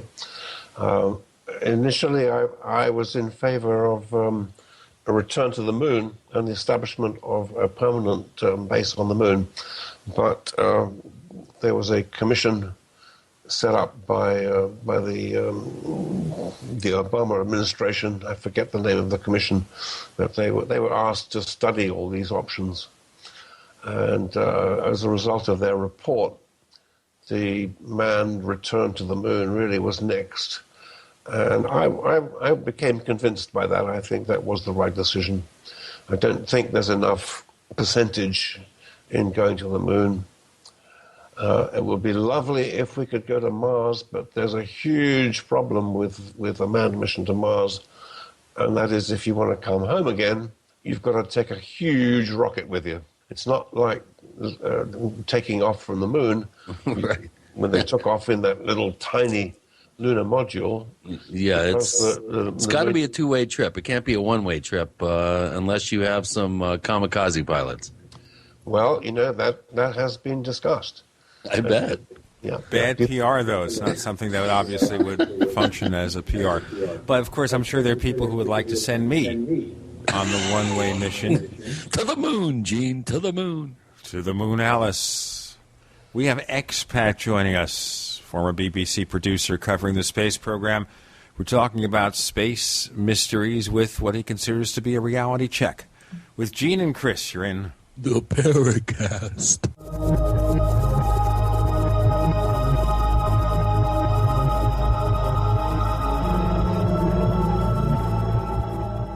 Hey, Hey, neighbors, you've seen all those crazy, wacky products on TV. The perfect tortilla, easy covers, hot booties, furniture fix, petty spin, and more. Where do you find all that stuff? You go to AsSeenOnTV.com because this is the one-stop source for all of these TV goods advertised. Find all your favorites as seen on TV. Check them out as SeenOnTV.com. And by the way, save 10%. Here's what you do. Use the code SEEN1, S-E-E-N number 1, SEEN1. Go to AsSeenOnTV.com to order. Save 10%. Purchase this summer's hottest As Seen on TV items. Save 10%. Or call 1-866-277-3366, 1-866-277-3366. The code SEEN1 to save 10%.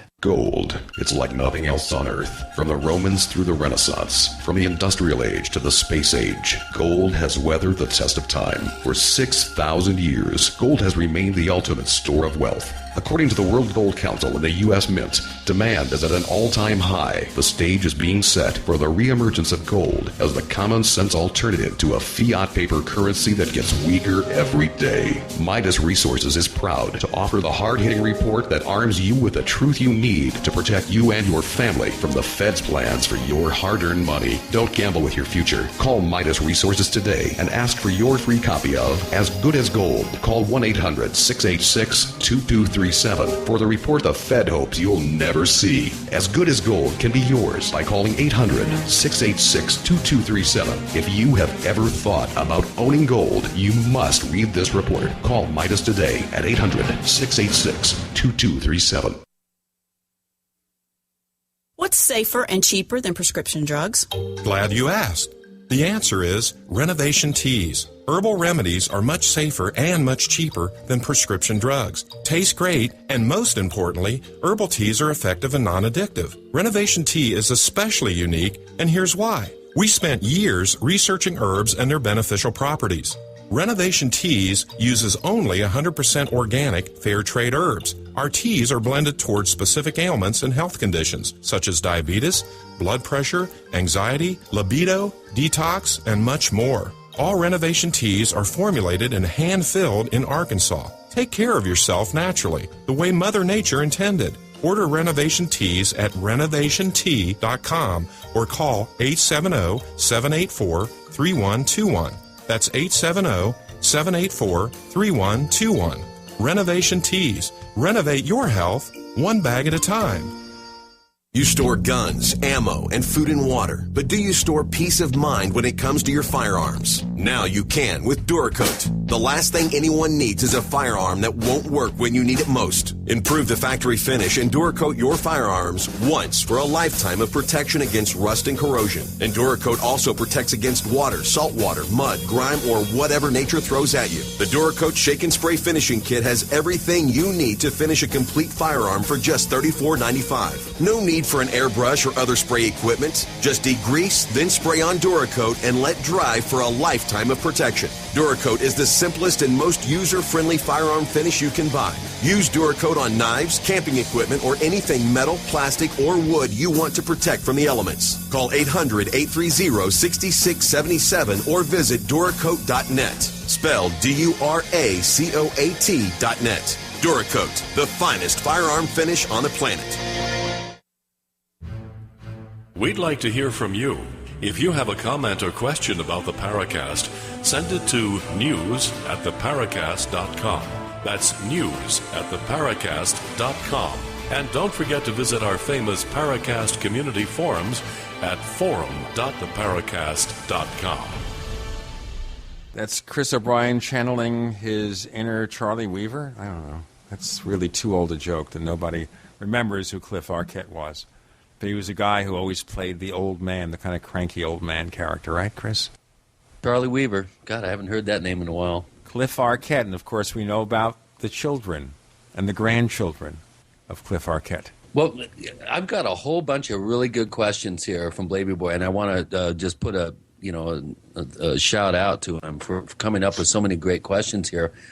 And he asked, do you agree with Stephen Hawking that humans are only going to survive by moving out into outer space? And will this be the underlying driver within academic circles for progressing spaceflight? And I add my own little caveat, are we dealing with some sort of evolutionary imperative to get us off the planet to seed the galaxy? Because we know the sun's going to go supernova, an asteroid's going to hit. Do you think that the powers that be and the purse strings holders are thinking along these lines? Well, the short answer is no. I don't agree with Hawking's view. I don't think that that's the only way to survive. The way to survive is to become more intelligent and to stop fighting wars with each other. Oh, man. Good answer. I want to mention one rather fanciful idea which I ascribe to. I think it was the same astronomer Patrick Moore who I mentioned, who said that all of humankind's achievements are really the inventions of the DNA molecule. The DNA molecule, once it was first made, sought ways in which to distribute itself more and more widely throughout the Earth. And of course, it did that by creating more and different organisms that could live in the oceans and on mountains and in Antarctica. And the latest invention of the DNA molecule is the human being and the technology to take it off the surface of the Earth altogether. That's a rather intriguing and philosophical idea. Yeah, what do you think, Jane? Well, if we're destined to go out there, why aren't we? You haven't got the money. Yeah, it's dough. It's all budgetary. Right. But you would think, I mean, with the amount of money that we'd spend killing each other and starving each other, and if we could apply just a fraction of that money to further our scientific explorations out in space, I think it would serve mankind a lot better instead of the armament companies and, oh my God, Gene, I'm getting political again. Oh, stop me. Okay, you want a real slap? I'm going to give you this slap on the head they do on the TV show NCIS. There you go. I may say that is you're spouting one of Richard Hoagland's lines there, and that is something that he says that I actually agree with him. That it's penny pinching to worry about the cost of space flight, which is such a tiny proportion of the defense budget that it's pretty much coffee money to the generals who live by killing other people. Yes, but it means they have to kill a few less people. They have to kill a few less people and sell a few less tanks, helicopters, munitions, rockets, missiles. All of this to build a couple of daisy spaceships. Cutters, cluster bombs, atmospheric barometric bombs. These guys, boy, you get a bunch of scientists with a mandate and a bunch of money. They're going to come up with all sorts of stuff. Why not come up with a way to further humankind's knowledge and experiences of the cosmos? And maybe the destiny of humankind to go to the cosmos, live long and prosper amongst the stars, boldly go where no one has gone before. Oh, forget Well, that. Here's another question from Blaby Boy. What do you think, expat? Which will give us more bang for our buck? Back to the moon or on to Mars? On to Mars, but I think for the reasons stated that we probably should stop at Phobos. And that's because it's very easy indeed to escape from Phobos. It's only about 30 kilometers across. In fact, the whole idea of landing on Phobos is really perhaps the wrong word. You should consider yourself to be attaching to Phobos rather than landing on it, because it's microgravity. So it would solve that problem, and it would mean we would have a stable platform from which to observe Mars underneath us. But as I say, there has been serious thought to the one-way trip. People who would volunteer to go to Mars, tramp around, and when they run out of oxygen, say good night. Good night, Alice. Okay, that's kind of maudlin, but moving right along. It's also kind of morbid, but you have to think that's the kind of mission that would never sell. Or what they would do, of course, is they would chalk it up to being an accident. They'd say, sure, we plan to bring these people back, but something sad went wrong.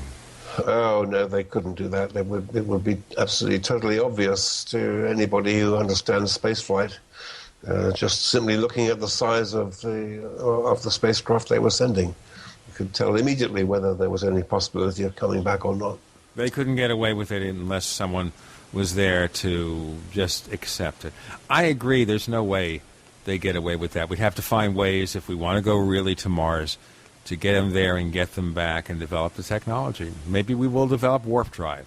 There's one you were asking about the things that are kind of in the pipeline, rumors, conjectures at the moment, and there's one that I like, and that apparently at Marshall Space Flight Center they're studying a fission engine. This would be an enormously efficient engine that would work by controlled nuclear fission. Excuse me, I think I mean a fusion engine, not fission. This is the technology of the hydrogen bomb, but tamed, and it would make such an enormously efficient rocket engine that you could go to Mars in half the time. Be great if that happened. Would it have a power, that kind of aircraft, to be able to take people back from Mars? Well, the mathematics works out right. You see, the problem with a high-speed journey to Mars is that you need to expend just as much energy slowing yourself down in order to be captured by Mars gravity as you did to speed up in the first place. So that's extremely wasteful. Not to mention also escaping the gravity of Mars on your return trip as well. Yeah, well, that's a different problem. But I think the thing about this a fusion engine is that it's so incredibly efficient that you no longer care that you wasted all that energy speeding up in order to just expend more energy to slow yourself down again. It'd be great if, as I say, great. The mathematics are there, they work, but it's not a reality yet. Well, maybe something they can invest in, but the politicians don't have the stomach for it. Remember, folks, you'll find us on Twitter. Our name, the Paracast. We have expat joining us, covering the mysteries of space and answering your questions, ladies and gentlemen. With Gene and Chris, you're in the Paracast.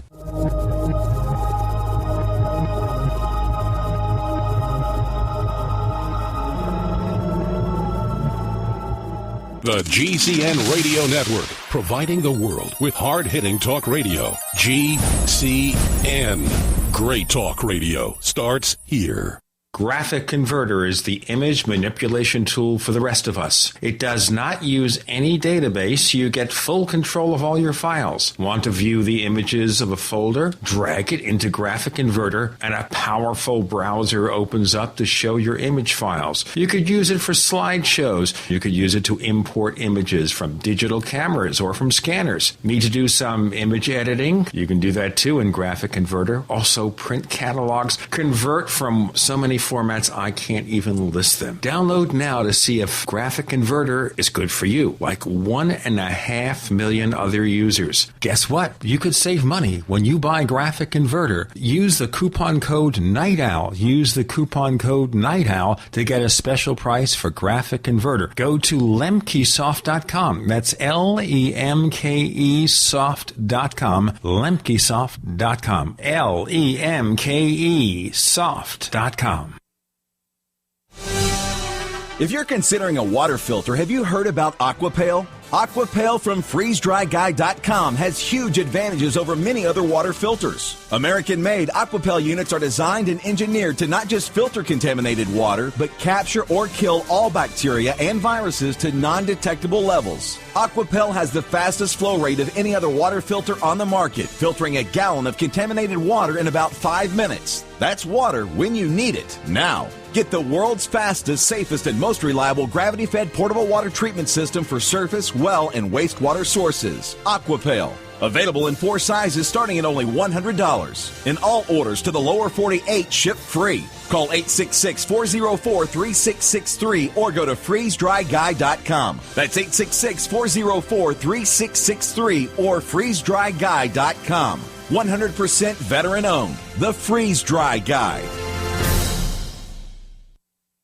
Hello? Congratulations. For what? For losing all that weight. How'd you do it so fast? ASAP. ASAP what? What's that mean? Are you ready to get as skinny as possible, as soon as possible, as simple as possible, and as sexy as possible? I'm listening. Then get with the ASAP program. It's real and it works. No smooth talk, no slick advertising, and no exaggerated claims of success. I've got to know more. Welcome to ASAP, as slim as possible. Whether you have 10, 20, or 50 pounds to lose, ASAP is your weight loss answer. ASAP targets the abnormal fat reserves and makes them available to be burned as fuel and contains no caffeine or hormones. Order ASAP at wholesale prices or join the team to share the business with others. Visit GCNteam.com or call 877-878-4203. GCNteam.com or call 877-878-4203. Lose weight and look great with ASAP, as slim as possible.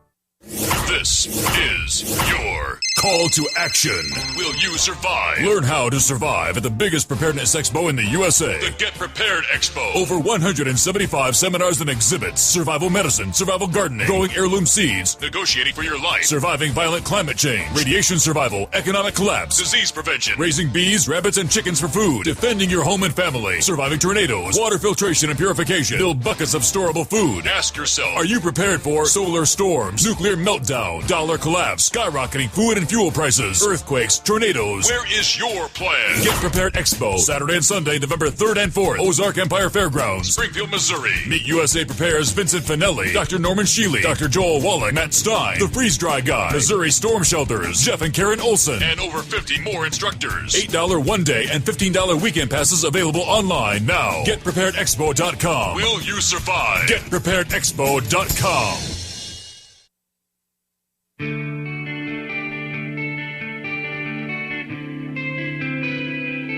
This is Jerome Clark, author of the UFO Encyclopedia and other books. You're listening to the Paracast. What a fascinating show. And I do not think we're going to be sued, Chris, by Richard Hoagland or Mike Barra. They won't like us very much. I hope not. Yeah. My lawyer doesn't deserve any of my money. I try to make it so that he doesn't have to even think about that. So, well, I know that if the lawyer sends me a bill, I just put it atop the other bills. Do you feel like getting into the Hoagland-Barra theories about how NASA worships the Egyptian gods? Why not? I didn't want to go there, but since you brought it up, go for the gusto. Let's go for the gusto, and then we probably will have time for some more questions. I know we have a bunch. Yeah, again, this is something that I've blogged about many times, and it's just it's a complete comedy to me. What Richard Hoagland and Mike Barra say is as follows, that there are senior people in NASA who want to pay homage to the Egyptian gods Isis, Osiris, and Horus. And they do this by means of worshipping the proxies of those gods, which are the stars Sirius. That Sirius stands for Isis. Regulus stands for Horus. And the three belt stars of Orion, Al-Nitak, Al-Nilam, and Mintaka, stand for Osiris. Okay? So that's 5 stars. And they say that these senior NASA officials actually fix it so that the major mission events like launches and landings happen only when any of those 5 stars is at any of 5 elevations as seen from some place that's relevant to the mission. Those 5 elevations are minus 33 degrees, minus 19.5 degrees, 0, 19.5, and 33. So they say any of those 5 stars should be on any of those 5 elevations in order to to justify what they say is an obsessive, relentless campaign on the part of these NASA officials. Richard Hoagland used those words, relentless and obsessive. Okay, what is a very good. campaign if it's not relentless and obsessive? Well, we can test this. Right, We can look. In fact, Richard Hoagland published what he called a table of coincidence on his website, which listed the mission events that he felt were qualified under this theory. You go through it program by program. The Ranger program, that was the early lunar unmanned program, there were no qualified events. The Surveyor program, no qualified events. The Mercury program, no qualified events. The Gemini program, no qualified events. The Apollo program, 4. So that is 4 hits out of 223 possible opportunities, which makes 1.8%. I don't think this is very good data. Well, it doesn't really put in any sort of case for an occult angle to mission planning if we're dealing with such a small percentage of missions that fit into their theory. I've always scratched my head and thought that was fuzzy logic, for lack of a better term. But again, it comes back to that whole idea of having to come up with new and different things to keep the career going, don't you think? Well, it gets better. Hold on. In the Space Shuttle program, there were 135 launches, and very sadly, only 133 landings. How many of those conformed to this idea of Egyptian god worship? The only one that Richard Hoagland has stated as conforming was the launch of STS-88, which was back in December 1998, when he says that the planet Mars was at an elevation of minus 3.33 degrees as seen from Phoenix. Okay, that fails to qualify on 4 separate grounds. First of all, it uses the planet Mars, which is not one of their 5 stars. Secondly, it uses the elevation minus 3.33 degrees, which is not one of their ritual elevations. Thirdly, it uses the view from Phoenix, which has nothing to do with the mission. And fourthly, it uses the launch time that actually happened as opposed to the launch time that was planned. Now, Richard Hoagland has agreed that it only applies to the launch time as planned, because quite obviously these occult worshippers of Egyptian gods cannot take account of the many, many launch delays. Well, of course, they can't predict anything that accurately. Right. Of course. So therefore, that one is disqualified also. When I listen to this, my mind is boggling over the elaborate scenarios that are being created to demonstrate occult connections with anything. And why do we need to do that? I can't even see the reasoning behind it. Gene, really can't. I've mentioned this on the show before. Sure. One of the few times that I tuned into Coast to Coast was after the Phoenix Lights event that occurred second week of March, was in 1997. And Hoagland had a huge turnout, a whole auditorium of people that paid a lot of money to sit and listen to him. And he introduced Vance Davis of the Gulf Breeze 6 as his Masonic scholar. And this is about the time, I think, when he started going into this whole occult twist to his I use the word loosely, research. But if anybody out there in the audience knows about Vance Davis and the Ouija board scenario with the Gulf Breeze 6, or was it 7? I'm not sure. I kind of put it out of my mind. It just doesn't make sense to me. And expat, well, what do you think? Is this just grandstanding? I mean, what do you attribute this to? This was, in fact, one of the things that brought Richard Hoagland to my attention back in the old days with Art Bell on Coast to Coast AM. when he mentioned this ritual worship of Egyptian gods. That's I kind of remember sitting bolt upright in bed saying, this man is absolutely crazy. Okay, Part of it is to do with a geologist by the name of Farouk El-Baz, who was very influential in selecting the Apollo landing sites. And Farouk El-Baz is Egyptian by birth. And I think that this is what somehow got to Richard Hoagland when he realized that the Apollo landing sites were essentially being selected by an Egyptian. Oh, there has to be a conspiracy when you have an Egyptian there.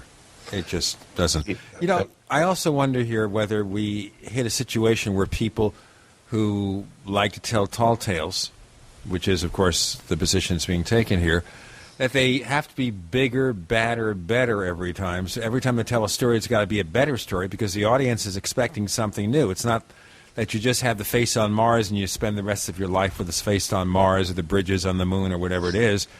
Each time you do a lecture, or at least every 6 months or every year, people are expecting more and more revelations, and sometimes those revelations get to be so eccentric that even those who might have accepted the reality of some of the initial claims suddenly find themselves wondering whether this is a bridge too far in the wrong direction. Gene, I very much agree. And I think you're one of the few people who do, I'll tell you. I think we saw a very good example of that last year in all of the foo-for-rah about Comet Elenin. Do you remember that? Sadly, I don't, or maybe I should be happy I don't. Remember, folks, you'll find us on Twitter. Our name, the Paracast. We have expat joining us with Gene and Chris. You're in the Paracast.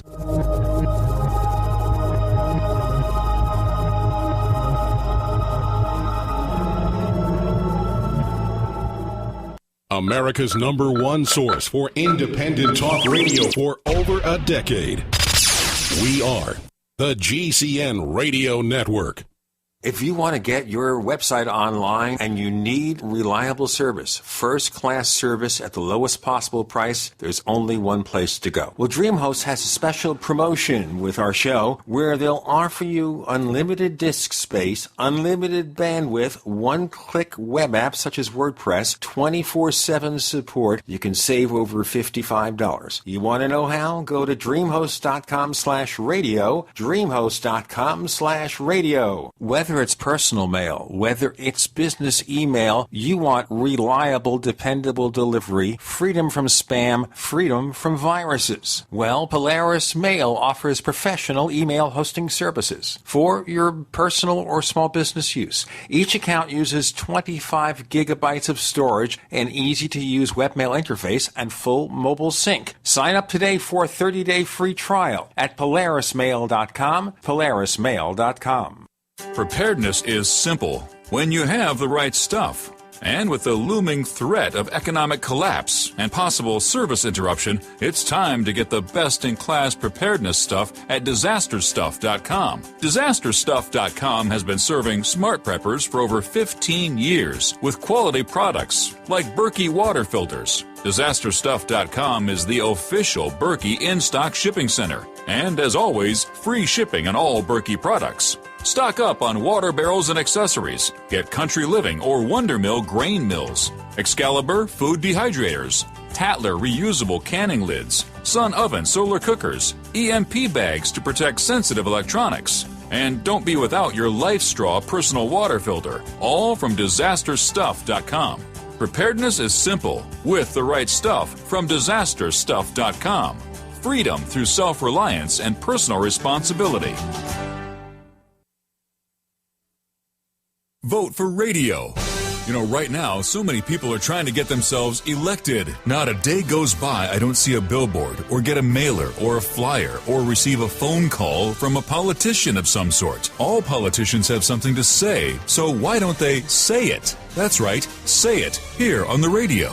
That way, voters could hear the emotion in their voices and hear the passion they might have to serve the public as an elected official. You know what, politicians and campaign managers? Radio can do that for you. Here on GCN, the Genesis Communications Network, you can target voters with an affordable radio campaign that might help you get elected by using a medium where your competition may not be, radio. And advertising on GCN is more affordable than you might think. Learn more. Visit GCNlive.com. Then shoot us an email. Advertise@GCNlive.com. That's advertise@GCNlive.com. Vote for radio.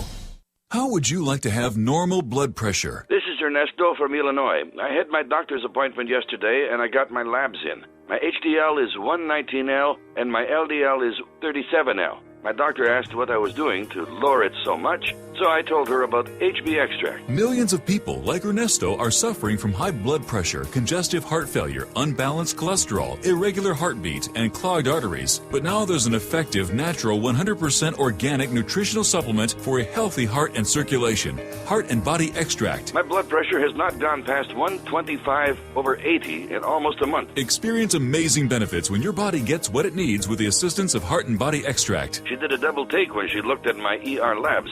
She couldn't believe it. Order at hbextract.com or call 866-295-5305. That's hbextract.com or call 866-295-5305. Thank you. Heart and Body Extract. Hi, this is Nick Pope. You're listening to the Paracast. We have expat joining us, a former BBC producer covering the space program, trying to provide what he regards as a reality check to space mysteries. The final segment of the Paracast with Gene and Chris. Expat, any more comments on that before we clean up some more questions? Well, I just wanted to comment a little bit about Comet Elenin, which was last year's story. Richard Hoagland was really, really extravagant about that. He went on for hours and hours and hours. Not only the Homer Simpson moment. And all of it was absolute nonsense. Absolute nonsense. He went into this huge pseudo-statistical analysis of the orbit of this comet and attempted to prove that it was a 6 billion to 1 chance against it having the exact orbit that it did have. All of that was absolute nonsense.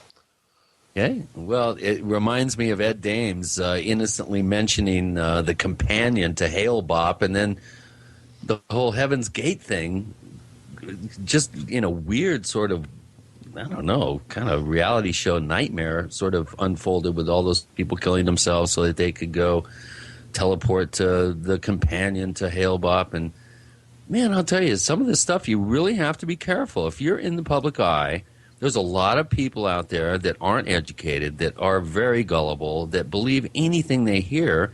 And I think people in the position of having some sort of stature in the public eye should really take that responsibility to heart and realize this stuff can backfire if you get too far ahead of yourself.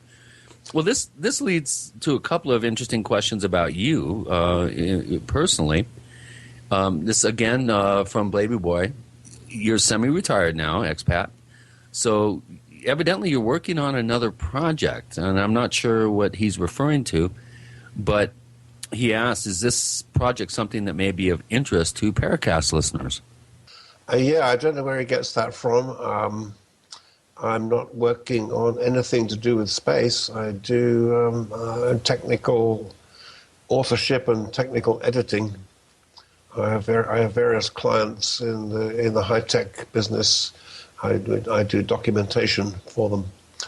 No, I'm not involved in anything other than my blog, which of course I'm not paid for.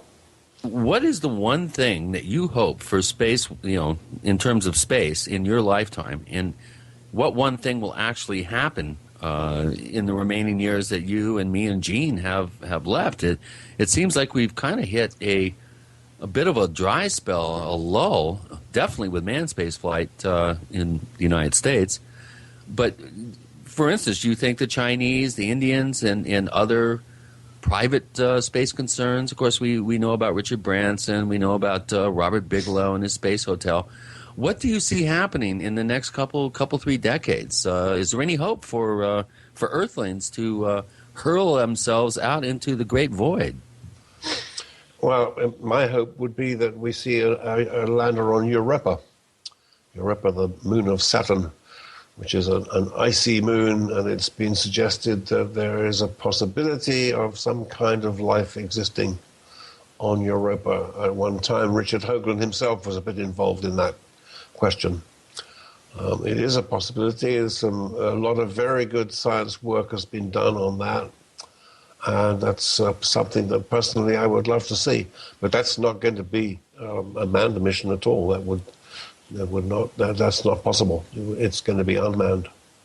The Chinese are going to land on the moon damn soon, probably next year or something, and that'll be fun. I'll watch that with great interest. Yeah, me too. I'll tell you, 2.3 billion Chinese are going to be right. They're not going to be wrong. They're going to have a lot to do and have a lot of influence on what happens on this planet in the next few decades. Hello.